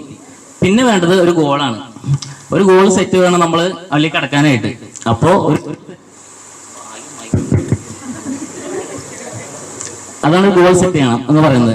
അപ്പോ അത്രയാണ് എനിക്ക് അതിനെ കുറിച്ച് പറയാനുള്ളൂ. പിന്നെ ഒരു ചെറിയ കഥ പറഞ്ഞ് അവസാനിപ്പിക്കാം. അങ്ങനത്തെ സാധനങ്ങൾ എടുത്ത് ടോപ്പിക് എടുത്ത് പറയാം, അങ്ങനത്തെ കാര്യങ്ങൾ. അപ്പോൾ എൻ്റെ എക്സ്പീരിയൻസ് സ്റ്റാർട്ട് ചെയ്തു, ഇങ്ങനെ ചെറുതായിട്ട് പിച്ച് വെച്ച് വന്നു. അപ്പം നമുക്ക് അച്ഛനന്മാരൊക്കെ ഉണ്ടാവുമല്ലോ, അതിങ്ങനെ നമ്മളെ പിടിച്ച് നടത്തിക്കും. അങ്ങനെ നടത്തിച്ച് പോയപ്പോൾ എനിക്ക് ഒരു കുഴപ്പമുണ്ടായിരുന്നില്ല. പെട്ടെന്ന് ഒരു 2 ദിവസം 2 വയസ്സ് 3 വയസ്സൊക്കെ ആകുമ്പോൾ വെച്ച് കഴിഞ്ഞാൽ ഇവർ കൈവിട്ടു, നടക്കാൻ പറഞ്ഞു. സ്റ്റാർട്ടിങ് അല്ലേ, നടക്കുമ്പോൾ ചെറുതായിട്ട് വീഴും, കളിക്കാൻ തുടങ്ങുകയാണ്. അപ്പോൾ വീണ് 1 വർഷം വീഴേണ്ടി വന്നു. പോട്ടെ, കളികളൊക്കെ പഠിച്ചു. ഇനി എഴുന്നേറ്റ് പതുക്കെ ഇപ്പോൾ ഫുട്ബോൾ കളിയാണെന്ന് വെച്ചാൽ നമുക്ക് പതുക്കെ പാസ് ചെയ്ത് തുടങ്ങാം, പിന്നെ പതുക്കെ ഗോൾ അടിക്കാൻ പറ്റും. സ്റ്റാർട്ടിങ് ഇപ്പോൾ വീണ് കഴിഞ്ഞാൽ പിന്നെ നമുക്ക് സുഖമാണ്, കയറി പോരാൻ പറ്റും, പിന്നെ കളിച്ച് ജയിക്കാനും പറ്റും. അപ്പോൾ എനിക്കൊരു ടീം വന്നു, എൻ്റെ കൂടെ കളിക്കാൻ കുറച്ച് ആൾക്കാരും വന്നു. അവർ ടീമായിട്ട് കളിക്കാനുള്ള പ്ലാൻ നോക്കി. അപ്പോൾ സ്റ്റാർട്ടിങ്ങിലൊക്കെ ഫെയിലിയർ ആയിരുന്നു. ഇപ്പോൾ നമുക്ക് എല്ലാം നമുക്ക് ജയിച്ചുകൊണ്ട് തുടങ്ങാൻ പറ്റില്ലല്ലോ, തോറ്റുകൊണ്ട് തുടങ്ങാം. അപ്പോൾ തോൽവിയിലാണ് ഇപ്പോൾ സ്റ്റാർട്ടിങ്. അപ്പോൾ ഇനിയിപ്പോൾ നമ്മൾ എല്ലാ മിസ്റ്റേക്കുകളും പഠിച്ചതിന് ശേഷം ഇനി സ്റ്റാർട്ട് ചെയ്യുമ്പോൾ വെച്ചാൽ വന്നാലും അതിൻ്റെ ഫ്രണ്ടിൽ ഞാൻ ഉണ്ടാവും. ജയാണെങ്കിൽ ഫ്രണ്ടിൽ ഞാൻ തന്നെ ഉണ്ടാവും. എൻ്റെ ടീം ജയിക്കോ തോൽവിയോ ഞാനാണ് ഫ്രണ്ടിൽ. തോൽവിയുടെ ഉത്തരവാദിത്വം ഞാനാണ്, ജയത്തിൻ്റെ ഉത്തരവാദിത്വം എനിക്കാണ്. എല്ലാം എനിക്ക് തന്നെയാണ്. എൻ്റെ ടീമിനെ ലീഡ് ചെയ്യുക എന്നുള്ളതാണ് എൻ്റെ ഉത്തരവാദിത്വം. എൻ്റെ ടീം എങ്ങനെയാണ് സക്സസ് ആക്കുന്നത്, അതൊരു പോയിന്റാണ്. നിങ്ങളുടെ ഭാഗത്തു നിന്നുള്ളതാണ്.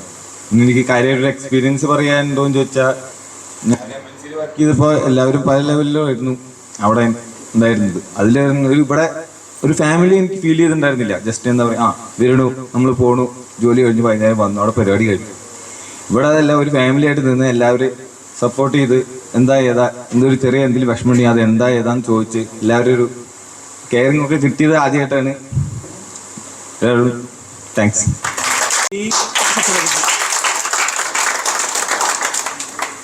അത് 5 വർഷം പറഞ്ഞു തന്ന ടാസ്കാണ്. ഫോൺ പോലും എടുക്കാൻ ചെയ്യാറില്ലായിരുന്നു. പിന്നെ പറഞ്ഞിട്ട് ആദ്യം പെട്ടുപിടിക്കാൻ വന്നതാണ്. പിന്നെ അന്നത്തെ വർക്ക് എന്ന് പറയുമ്പോൾ കാലത്ത് 9:00 വന്നാൽ ചില 2 മണിയാവും 3 മണി വെളുപ്പിന്, എന്നിട്ട് ഒരു 6 മണിക്ക് വിട്ടു. അന്നൊക്കെ ഇത് ഹാർഡ് വർക്കാണ്, നല്ല ഹാർഡ് വർക്കാണ് എന്നെ സംബന്ധിച്ച്. അത് പ്രതീക്ഷ കുറച്ച് വേണം. അതെ, പ്രതീക്ഷ കുറച്ച് വേണം. പിന്നെ അമനീഷനാണ് അന്നാ സമയത്ത് ഞങ്ങൾ ആ ടീമെന്ന് നല്ല ടീമാണ്. അന്ന് ഒത്തിരിമ നല്ല ഒത്തിരിമായിരുന്നില്ല. ഇതിപ്പോഴുണ്ട് ഒത്തിരിമ.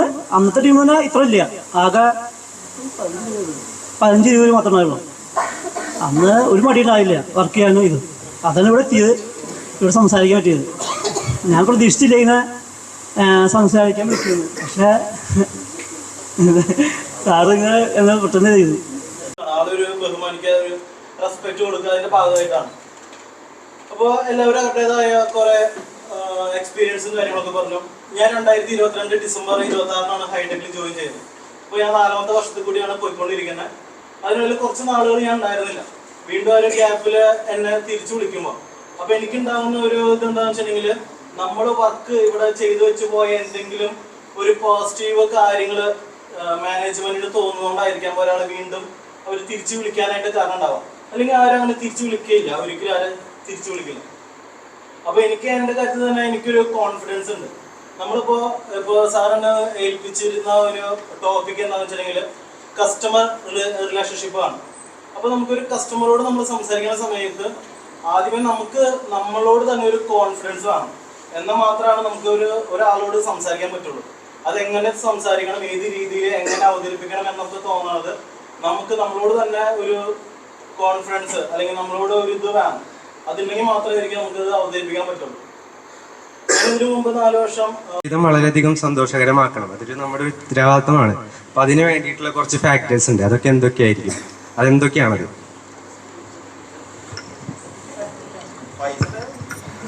അതൊരു കാര്യം. അതുകൂടാതെ നമ്മൾ കുറച്ച് കാര്യങ്ങളും ചിന്തിക്കേണ്ടതുണ്ട്. എന്തൊക്കെയാണ്?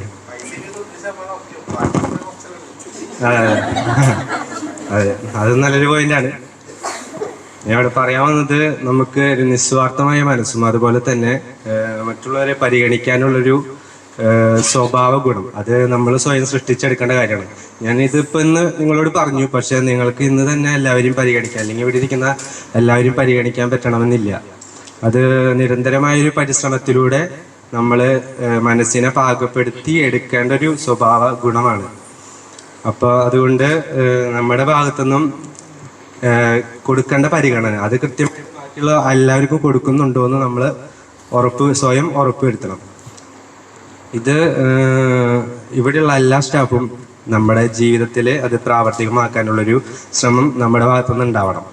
ഒരു 4-5 പേരും ലാസ്റ്റാണ്. ഇപ്പോൾ ഒരു ശരിക്കും പറഞ്ഞാൽ ഇന്നേക്ക് 2 മാസമാണ് ഞങ്ങളുടെ ഇവിടെ വന്നിട്ട് ആയിട്ടുള്ളത്. യുവാക്കന്മാരുടെ ചാൻസ് ഒക്കെ കഴിഞ്ഞു, ഇനി പ്രായമുള്ളവർ സംസാരിക്കുന്ന സമയമാണ്. ഞങ്ങൾക്ക് വലിയ സെയിൽസിൽ വലിയ കാര്യമൊന്നും പറയാനൊന്നുമില്ല. എന്നേക്കാൾ സീനിയർ ഒരാളുണ്ട്, അതുകൊണ്ടാണ് ഞാൻ അങ്ങനെ പറഞ്ഞത്. ഞാൻ ജോയിൻ ചെയ്തപ്പോൾ ഞാൻ സാറിൻ്റെ തൊട്ട് താഴെയായിരുന്നു. പക്ഷെ അതിൻ്റെ ഇടയിലേക്ക് ഒരാൾ കൂടെ വന്നു. പോളിയേട്ടൻ എന്നേക്കാളും പ്രായമുള്ള ആളാണ്. അത് ഞങ്ങൾ 2 പേരുമാണ് ഇപ്പോൾ പ്രായത്തിൽ സീനിയോറിറ്റി ഉള്ളത്. ജോലിയിലല്ല, കഴിവിലല്ല, പ്രായത്തിൽ സീനിയോറിറ്റി ഞങ്ങൾക്ക് 2 പേർക്കും ഉള്ളതാണ്. അതിൻ്റെ ബഹുമാനം ഞങ്ങൾക്ക് വേണം എന്ന് ചോദിച്ചു പഠിക്കുകയാണ്. കാരണം നിങ്ങളെപ്പോലെയല്ല, എനിക്ക് 56 വയസ്സായി. വയസ്സ് പറയാൻ പേടിക്കൊന്നും വേണ്ടല്ലോ. ഞാൻ ഏകദേശം ഒരു 18 വയസ്സ് തൊട്ട് ജോലിക്ക് കയറിയിട്ടുണ്ട്. ഞാൻ ആദ്യം കയറിയ ജോലി ആധാരം എഴുത്താണ്. 5 രൂപയാണെന്ന് കൂലി. ഒരു ദിവസം 5 രൂപ കിട്ടും. ഒരു ആധാരം എഴുതി, ആധാരം എന്ന് പറഞ്ഞാൽ ഒന്നല്ല, ഒരുപാടുണ്ടാവും. കുറിക്കമ്പനികളുടെ ആധാരമാണ്. അത് എഴുതി കൊടുത്ത ഒരു ദിവസം 5 രൂപയാണ്. അന്ന് എൻ്റെ ഓർമ്മ ശരിയാണെങ്കിൽ 2 രൂപയാണ് ചായക്ക്. ഒരു ചായയും ഒരു കടിയും കഴിച്ചാൽ കയ്യിൽ നിന്ന് വേറെ കാശ് കൊടുക്കണം. അങ്ങനെയുള്ള ഒരു സമയത്താണ് ജോലിക്ക് കയറിയത്.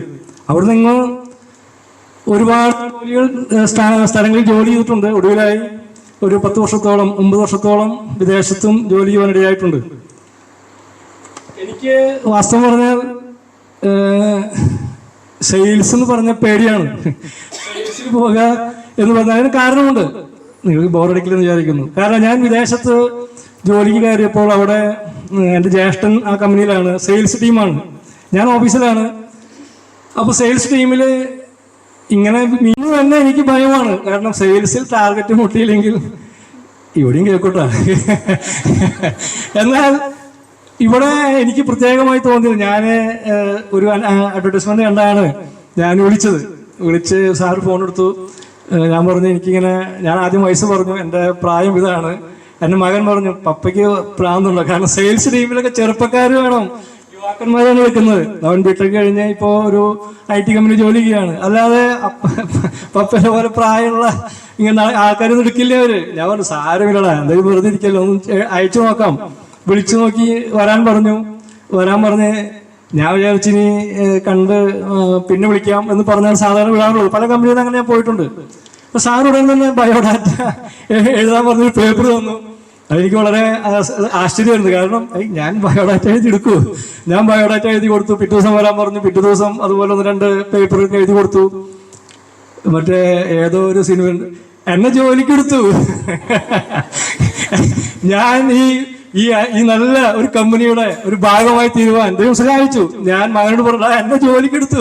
എന്റെ പ്രായം എന്നൊരു വിഷയമല്ല, എന്റെ കഴിവോ എല്ലാം വലിയ തികഞ്ഞ ബുദ്ധിശാലികളെ എല്ലാവർക്കും വേണം. ചില മണ്ടന്മാര് എല്ലാ കമ്പനിയിലും വേണമല്ലോ.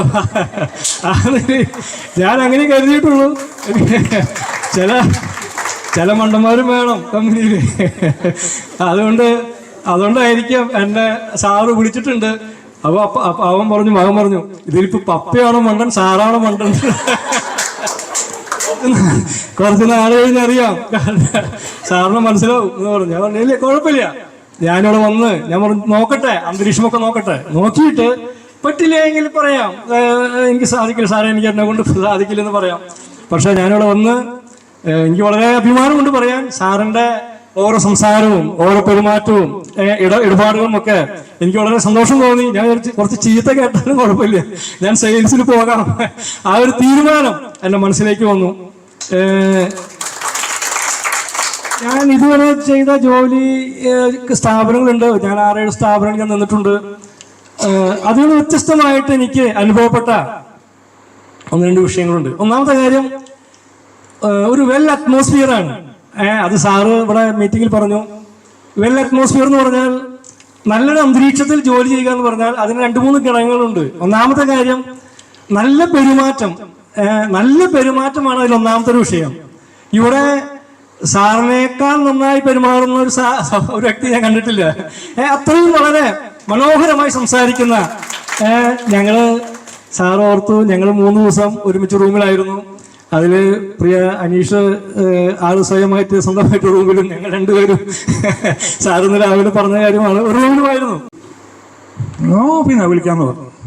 2 ദിവസം കഴിഞ്ഞു, ഒരാഴ്ച കഴിഞ്ഞു. അപ്പം ഞാൻ വിളിച്ച് കഴിഞ്ഞു, വയസ്സത്രയിലാണ്. അത് കഴിഞ്ഞ് ഞാൻ ചെന്ന് കഴിഞ്ഞപ്പോൾ അപ്പം അന്ന് എൻ്റെ തണ്ടലിനൊരു ചെറിയൊരു ഉളുക്ക് പറ്റി കിടക്കായിരുന്നു. അന്ന് കാലത്തൊരു ഫോൺ, ഇന്ന് വരാൻ പറ്റിങ്ങ വരൂ, ഞാനുള്ള കാര്യം പറഞ്ഞു, ഇതാണ് കേസ്. അപ്പോൾ ആ പറഞ്ഞ പിറ്റേ ദിവസം വന്നു. പിറ്റേ ദിവസം വന്നപ്പോൾ ഇങ്ങനെ വായിലടഞ്ഞ് കിടക്കും, നമുക്കറിയില്ല അവിടെ മീറ്റിംഗ് നടക്കാമെന്ന്. ഞാൻ കയറി ചെന്ന് 2 തട്ട് കിട്ടി. അപ്പോൾ അവിടെ നിന്ന് ഒരാൾ വന്ന് പറഞ്ഞു, ചേട്ടാ ഇന്ന് കഴിഞ്ഞോട്ടെ, മീറ്റിംഗ് നടക്കുകയാണ്. ഓക്കെ, അപ്പം ഞാൻ ശരിയെന്ന് പറഞ്ഞു. അത് കഴിഞ്ഞ് ഞാൻ ചെന്നു. പറഞ്ഞു സാറിൻ്റെ വിളിച്ചു. സാറിൻ്റെ വിളിപ്പിച്ചു, എവിടേക്കായിരുന്നു എന്ന് ചോദിച്ചു. ഞാൻ പറഞ്ഞു ഇങ്ങനെ സ്ഥലത്തൊക്കെ ഉണ്ടായിരുന്നു. അത് കഴിഞ്ഞപ്പോൾ ശരി എന്നിട്ട് വരാൻ പറ്റും ചോദിച്ചു. അപ്പം 2ാമത്തെ ഞെട്ടില് എടുത്തോ എന്നുള്ളൊരു ഇത് എനിക്ക് അപ്പോഴും വിശ്വസിക്കാൻ പറ്റിയിട്ടില്ല എന്നെ എടുത്തോട്ടുള്ള കാര്യം. അപ്പോൾ ശരി, ഞാൻ പിറ്റേ ദിവസം തൊട്ട് വരാമെന്ന് പറഞ്ഞ് പിറ്റേ ദിവസം തൊട്ട് ഞാൻ ജോയിൻ ചെയ്തു. അപ്പോൾ അന്ന് നോബൽ സാർ എന്നോട്ട് കാര്യം പറഞ്ഞു, ഇന്ന് ജോലി ചെറിയ പിള്ളേരുടെ കൂടെ എൻജോയ് ചെയ്ത് വർക്ക് ചെയ്യാനും ടെൻഷനില്ലാതെ വർക്ക് ചെയ്യാനും അതുപോലെ എല്ലാ കാര്യങ്ങളും മനസ്സിലാക്കാനും, അതുപോലെ സാറാണെങ്കിൽ ഡ്രൈവർമാരോട് കാര്യങ്ങളെല്ലാം വിശദമായി പറഞ്ഞു തരാറുണ്ട്, ദേഷ്യപ്പെടാറുണ്ട്. ഞങ്ങൾ അതായത് ഇപ്പോഴത്തെ ഡ്രൈവിംഗ് എന്ന് പറഞ്ഞാൽ ഭയങ്കര ടഫായ ഡ്രൈവിങ്ങാണ്. അതായത് ഇപ്പോഴത്തെ വാഹനങ്ങൾ കൂടിയിരിക്കുകയാണ്. അതായത് അതുകൊണ്ട് നമ്മുടെ ഫീൽഡ് എന്ന് പറഞ്ഞാൽ മാർക്കറ്റിംഗ് ഫീൽഡ് ഭയങ്കര ടൈമിങ്ങിന് കൊടുക്കുന്ന വൈകിട്ട് അവസാനിപ്പിക്കും, കടകൾ അടയ്ക്കുന്നതിന് മുമ്പ് നമ്മൾ ചെയ്തു തീർക്കേണ്ട വർക്കുമാണ്. അതുകൊണ്ട് നമുക്ക് അതിൻ്റേതായ ടെൻഷൻ കൂടിയുണ്ട്. മാക്സിമം നമ്മൾ പറ്റുന്ന രീതിയിൽ നമ്മൾ ചെയ്യുന്നുണ്ട്. കമ്പനിയിൽ തന്നിരിക്കുന്ന സപ്പോർട്ട് ഇനി ഇതുപോലെ വിനിയോഗിക്കുമെന്ന് പറഞ്ഞുകൊണ്ട് റീജോയിൻ ചെയ്തതാണ്. 10 മാസം ആവണുള്ളൂ. ഞാൻ പേയ്മെൻറ്റ് കളക്ട് ചെയ്യണതിലാണ് ഇരിക്കുന്നത്. ഇപ്പോൾ ഞാൻ മുന്നേ പറയുകയാണെങ്കിൽ മുന്നേ വർക്ക് ചെയ്തിട്ടുണ്ടായിരുന്ന സ്റ്റാഫ് തന്നെയാണ്. 2014 ജൂൺ 11 ഞാൻ വർക്കിംഗ് വന്നത്. അന്ന് ഞാൻ വരുമ്പോൾ ഞാൻ തോന്നുന്നു ഏറ്റവും പ്രായം കുറഞ്ഞ സ്റ്റാഫ് ഞാനാന്ന് തോന്നുന്നു. ഇവിടെ 22 വയസ്സിലാണ് ഞാൻ ഇവിടെ ജോയിൻ ചെയ്തത്. അന്ന് വളരെ കുറച്ച് സ്റ്റാഫുകൾ മാത്രമേ ഉണ്ടായിരുന്നുള്ളൂ ഇവിടെ. ഇപ്പോൾ അതിൽ ആ കൂടി 5-6 പേരിൽ നോബ്ലാട്ടുണ്ട്, ബേസിലുണ്ട്, മെർലേച്ചി, പിന്നെ പ്രതീക്ഷേട്ടുണ്ടായിരുന്നു. ഞാൻ പോവാണ് സമയത്ത് പ്രതീക്ഷേട്ടൻ വന്നു. പിന്നെ ബേബി, ബിൽജ, ഇവരൊക്കെ ആയിരുന്നു ഇപ്പോൾ ഉള്ളത്. അപ്പം എനിക്ക് 2ാമത് വന്നപ്പോൾ എനിക്ക് നല്ല പേടിയുണ്ടായിരുന്നു. കാരണം ഒരു കുടുംബത്തിൽ നിന്നാണ് പോയെന്ന് വെച്ചാൽ അത്ര ഫ്രണ്ട്ലി ആയിരുന്നു എല്ലാവരായിട്ടും. അപ്പോൾ അതേപോലെ തന്നെ ആവാൻ പറ്റുമോ എന്ന് എനിക്കൊരു ഇതുണ്ടായിരുന്നു. പക്ഷേ എനിക്ക് കുഴപ്പമില്ല, എല്ലാവരായിട്ടും നല്ല കമ്പനിയാണ്. ഇപ്പോൾ കുഴപ്പമൊന്നുമില്ല. നോക്കും എപ്പോഴും ആനുകൂല്യങ്ങളുള്ള ജോലിയാണ് എനിക്ക് ആഗ്രഹമായിരുന്നത്. അപ്പോൾ പ്രൈവറ്റ് സ്ഥാപനത്തിൽ ജോലി ചെയ്യുന്നുണ്ടെങ്കിലും അങ്ങനെ ആനുകൂല്യങ്ങളൊക്കെ ഉണ്ടെങ്കിൽ നല്ലതാണ് അല്ലോ. അങ്ങനെ വെച്ചിട്ട് ഞാൻ ഇൻ്റർവ്യൂവിന് പോയത്. പക്ഷേ എനിക്ക് അന്ന് കിട്ടിയില്ല. കിട്ടുമെന്ന് വിചാരിച്ചിരുന്നത്. ഞാൻ ഷാരീനെ 2 ദിവസം കഴിഞ്ഞ് വിളിച്ചപ്പോൾ എന്നോട് പറഞ്ഞു ഇൻ്റർവ്യൂ ഒക്കെ കഴിഞ്ഞു, സ്റ്റാഫുകളെയൊക്കെ എടുത്തു, ഇനി എടുക്കണ്ടോന്നൊക്കെ അറിയില്ലടി എന്ന് പറഞ്ഞു. അപ്പോൾ എനിക്കത് ഭയങ്കര വിഷമമായി. പിന്നെയും ഞാൻ ന്യൂസ് പേപ്പറിൽ പരസ്യം കാണാറുണ്ട് ഹൈടെക്കിൻ്റെ. അപ്പോൾ പിന്നെ എനിക്ക് വരാനൊരു മടി, കിട്ടുമോ കിട്ടിയില്ല എന്ന് അറിയില്ലല്ലോ. അത് കഴിഞ്ഞ് ഒരു 2-3 കൊല്ലം കഴിഞ്ഞപ്പോഴാണ് എൻ്റെ അയൽവക്കത്തുള്ളൊരു ചേച്ചിയാണ് പറഞ്ഞത് തേർമടത്തിൽ ഒരു ഇൻ്റർവ്യൂ നടക്കുന്നുണ്ട്, അതേതാ കമ്പനിയെന്ന് അറിയില്ല, നീ ഒന്ന് പോയി നോക്കുമെന്ന് പറഞ്ഞു. അപ്പം ഞാൻ ഇൻ്റർവ്യൂവിന് വരുന്നത് ലാസ്റ്റ് ദിവസം, ഏറ്റവും ലാസ്റ്റ് ആയിരുന്നു എൻ്റെ ഇൻ്റർവ്യൂ. 7:30-ക്കാണ് ഞാൻ വീട്ടിലെത്തിയത്. അപ്പോൾ എനിക്ക് ഒരു പ്രതീക്ഷ ഉണ്ടായിരുന്നില്ല കിട്ടും എന്നുള്ള കാര്യം. അത് കഴിഞ്ഞ് 2 ദിവസം കഴിഞ്ഞപ്പോൾ ബാലേട്ടൻ എന്നെ വിളിച്ചു, അങ്ങനെ 2ാമത് ഇൻ്റർവ്യൂ ഉണ്ട് വരാൻ പറഞ്ഞിട്ട്. അങ്ങനെ ഞാൻ വന്നു. സാർ എടുത്തു. സാർ അന്ന് തന്നെ എടുത്തത് കസ്റ്റമറെ വിളിച്ച് ഓർഡർ എടുക്കാനാണ് എടുത്തത്. ആ മേഖലയെ പറ്റി യാതൊരു പരിചയമില്ലാത്ത ആളാണ് ഞാൻ. അപ്പോൾ ഹൈടെക്കിൽ ട്രെയിനിങ്ങിന് വന്ന സമയത്ത് ഞാൻ എൻ്റെ കൂടെയുള്ള ചേച്ചിമാരോടൊക്കെ പറയാറുണ്ട്, അയ്യോ ഞാൻ ഇങ്ങനെ കസ്റ്റമറെ വിളിച്ച് ഓർഡർ എടുക്കാൻ എനിക്കറിയില്ല. അതൊക്കെ ശരിയാകുമോ വിജയ്?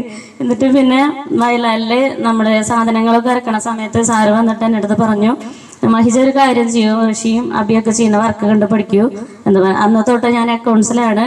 എനിക്ക് നല്ല സന്തോഷം ഇപ്പോഴും അങ്ങനെ തന്നെ.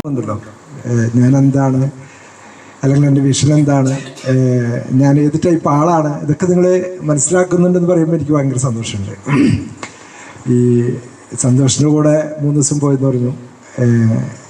എൻ്റെ കൂടെ ആദ്യമായിട്ട് വരുന്ന സമയത്ത് എന്നെ നിങ്ങൾ മുതലാളിയായിട്ട് കാണുന്ന സമയത്താണ് എന്നെ പേടി തോന്നുന്നത്. അനീഷിന് അങ്ങനെയായിരുന്നു. അനീഷില്ലേ അവിടെ പക്ഷെ ഇന്ന് അനീഷിന് ഏറ്റവും കൂടുതൽ ഒപ്പം പോകാൻ താല്പര്യമുള്ള ആൾ ചിലപ്പോൾ ഞാനായിരിക്കും. സന്തോഷിൻ്റെ കൂടെ പോകുന്ന സമയത്തും സന്തോഷിന് പേടിയുണ്ടായെന്ന് പറഞ്ഞു. പക്ഷെ ഞാൻ ആദ്യം പറഞ്ഞില്ല, ഞാൻ നിങ്ങളിൽ ഒരാളാവാനാണ് ഞാൻ ശ്രമിക്കുന്നത്. ഞാനൊരിക്കലും ഒരു മുതലാളിയായിട്ട് ഞാൻ നിങ്ങളോട് പെരുമാറിയിട്ടില്ല, ഒരിക്കലും ഒരാളോട്. നിങ്ങളെല്ലാം എൻ്റെ ഫാമിലി, എൻ്റെ ഏറ്റവും അടുത്ത ആളുകൾ, അല്ലെങ്കിൽ എൻ്റെ ബന്ധുക്കൾ, അല്ലെങ്കിൽ മക്കൾ, അങ്ങനെ കാണാനാണ് ഞാൻ ആഗ്രഹിക്കുന്നത്. അങ്ങനെയാണ് ഞാൻ പെരുമാറുന്നത്. പിന്നെ ഇന്നത്തെ ഈ ഒരു മീറ്റിങ്ങിൽ ഞാൻ മനസ്സിലാക്കിയൊരു കാര്യം, ഇവിടെയുള്ള ഓരോ ആളുകളും എത്രമാത്രം ഡെവലപ്പ് ചെയ്യുന്നുണ്ടെന്നുള്ളതാണ് ഞാൻ മനസ്സിലാക്കുന്നത്. കാരണം എന്ന് വെച്ച് കഴിഞ്ഞാൽ, ഈ ഞാൻ കുറേ കാലങ്ങളായിട്ട് നിങ്ങൾ ഓരോരുത്തരും കണ്ടുകൊണ്ടിരിക്കുകയല്ലേ, നിങ്ങൾക്ക് വരുന്ന മാറ്റം എനിക്ക് പെട്ടെന്ന് മനസ്സിലാവും. നിങ്ങൾ ആദ്യകാലങ്ങളിലൊക്കെ ഒന്ന് സംസാരിക്കാൻ പറയുമ്പോൾ നിങ്ങൾക്കുണ്ടാകുന്ന വിഷമം ഇന്ന് വളരെ എന്താ പറയുക സിമ്പിളായിട്ടും അതുപോലെ തന്നെ കുറേ തമാശകളൊക്കെ കൂട്ടിച്ചേർത്ത് മടിയില്ലാതെ സംസാരിക്കാൻ പറ്റുന്ന ഒരു ലെവലിലേക്ക് നിങ്ങളുടെ പേഴ്സണാലിറ്റി വളരണു എന്നുള്ളത് അങ്ങനെ കാണുമ്പോൾ എനിക്കത് ഭയങ്കര സന്തോഷം തോന്നുന്ന കാര്യമാണ്. അപ്പോൾ എന്നെ സംബന്ധിച്ചിടത്തോളം എനിക്ക് നിങ്ങൾ ജോലി ചെയ്യുന്നതിന് പൈസ തരിക എന്നുള്ളതാണ് എൻ്റെ ഒരു ഉത്തരവാദിത്വം. നിങ്ങൾ ജോലി ചെയ്യുന്നു, ഞാൻ പൈസ തരുന്നു. പക്ഷെ ആ പൈസേനേക്കാൾ ഉപരിയായിട്ട് നിങ്ങൾ പേഴ്സണാലിറ്റി ഡെവലപ്പ് ചെയ്തുകൊണ്ട് നല്ലൊരു വ്യക്തിത്വത്തിൻ്റെ ഉടമകളാവുന്നു എന്നുള്ളത് കാണുമ്പോൾ, അത് തിരിച്ചറിയുമ്പോൾ തീർച്ചയായിട്ടും അതൊരു ഭയങ്കരമായിട്ട് സന്തോഷവും ഒരു ആത്മാഭിമാനം തോന്നുന്ന ഒരു നിമിഷമാണ്. ഇവിടെ ഓരോരുത്തരും ഓരോ ആളുകളും സംസാരിക്കുമ്പോൾ, ഇപ്പോൾ ബേസിൽ സംസാരിച്ചപ്പോൾ ഞാൻ എന്താ പറയുക, എൻ്റെ എക്സ്പെക്റ്റേഷനേക്കാൾ ഒരുപാട് ഉയരത്തിലാണ് ബേസിൽ സംസാരിച്ചത്. വളരെ പക്വതയോടെയും വളരെ എന്താ പറയുക ആധികാരികമായിട്ട് സംസാരിക്കുന്ന ഒരു ബേസിൽ ഞാൻ ആദ്യമായിട്ട് അങ്ങനെ കാണുന്നു. ഇത്രയും ആധികാരികമായിട്ട് സംസാരിക്കുക. അതൊരു ബേസിൽ മാത്രമല്ല, മനീഷാണെങ്കിലും അഭിനാണെങ്കിലും പ്രതീഷാണെങ്കിലും ഋഷിയാണെങ്കിലും അനന്തു ആണെങ്കിലും ഇവിടെ ലാസ്റ്റ് സംസാരിച്ച ഈവൻ അനീഷയാണെങ്കിൽ പോലും, അല്ലെങ്കിൽ മഹിജയാണെങ്കിലും എല്ലാവരും വളരെ എന്താ പറയുക വളരെ ആങ്സൈറ്റിയോട് കൂടിയും അല്ലെങ്കിൽ വളരെ ഈ സ്ഥാപനത്തിൽ നിങ്ങളുടെ കൂറാണ് നിങ്ങളവിടെ വെളിപ്പെടുത്തുന്നത്. നിങ്ങളുടെ ആ വാക്കുകളിൽ എനിക്ക് മനസ്സിലാക്കാൻ പറ്റിയ കാര്യം, നിങ്ങളുടെ കൂറ്, നിങ്ങളുടെ ആ ഒരു ഡെഡിക്കേഷൻ, ഈ സ്ഥാപനത്തിലുള്ള നിങ്ങളുടെ ആ ഒരു സിൻസിയറായിട്ടുള്ള ഒരു എന്താ പറയുക സമീപനമാണ് ശരിക്കും നിങ്ങളുടെ വാക്കുകളിൽ കൂടെ പ്രകടമായിട്ട് വരുന്നത്. അപ്പം ഇങ്ങനെ നിങ്ങളെല്ലാവരും ഇതുപോലുള്ള ടീമിനെ കിട്ടുക, നിങ്ങളോടൊപ്പം നിൽക്കാൻ പറ്റുക, അതൊക്കെ ഭയങ്കരമായിട്ടൊരു സന്തോഷം. പൈസ തരുന്നതിനേക്കാൾ ഉപരിയായിട്ട് നിങ്ങൾക്കുള്ള ആ ഗ്രോത്ത്, നിങ്ങളുടെ പേഴ്സണാലിറ്റിയിൽ വരുന്നൊരു ഗ്രോത്തൊക്കെ ഭയങ്കരമായിട്ട് സന്തോഷം തരുന്നുണ്ട്. ഒരു കാര്യം നിങ്ങൾക്ക് ഇവിടെ ഉണ്ടാവില്ല, അതെനിക്ക് നിങ്ങൾക്ക് ഉറപ്പ് തരാൻ പറ്റും. ജോലി തരിക എന്നുള്ളതിനേക്കാൾ ഉപരിയായിട്ട് ആ ജോലി നിങ്ങൾക്ക് സെക്യൂർഡായിട്ട് നിങ്ങൾക്ക് ഏറ്റവും ഫലപ്രദമായിട്ട് ഉപയോഗിക്കാൻ പറ്റുന്ന ലെവലിലേക്ക് നിങ്ങളെ കൊണ്ടുപോകുക എന്നുള്ളതാണ് ഏറ്റവും വലിയ ടാസ്ക്. ഒരു ജോലി തരാൻ വളരെ ഈസിയാണ്, പക്ഷെ ആ ജോലി നിങ്ങളെ എത്തിക്കേണ്ട ലെവലിലേക്ക് നിങ്ങൾ ഓരോരുത്തരും എത്തിക്കുക എന്ന് പറയുന്ന ഒരു ടാസ്ക്, അത് ചെറുതല്ല, അത് വളരെ വലിയൊരു ഉത്തരവാദിത്തമാണ്. അപ്പം നിങ്ങളെല്ലാവരും കൊണ്ട് സഹകരിക്കുന്നുണ്ട്. ഞാൻ കാലത്ത് പറഞ്ഞ പോലെ ചീത്തയൊക്കെ പറയുന്നുണ്ട്. ഇന്നലെ വൈകുന്നേരം വണ്ടി കൊടുത്തിട്ട്. കൂടുതൽ പ്രാദേശിക വാർത്തകൾക്കായി പാണഞ്ചേരി അപ്ഡേഷൻ സന്ദർശിക്കുക.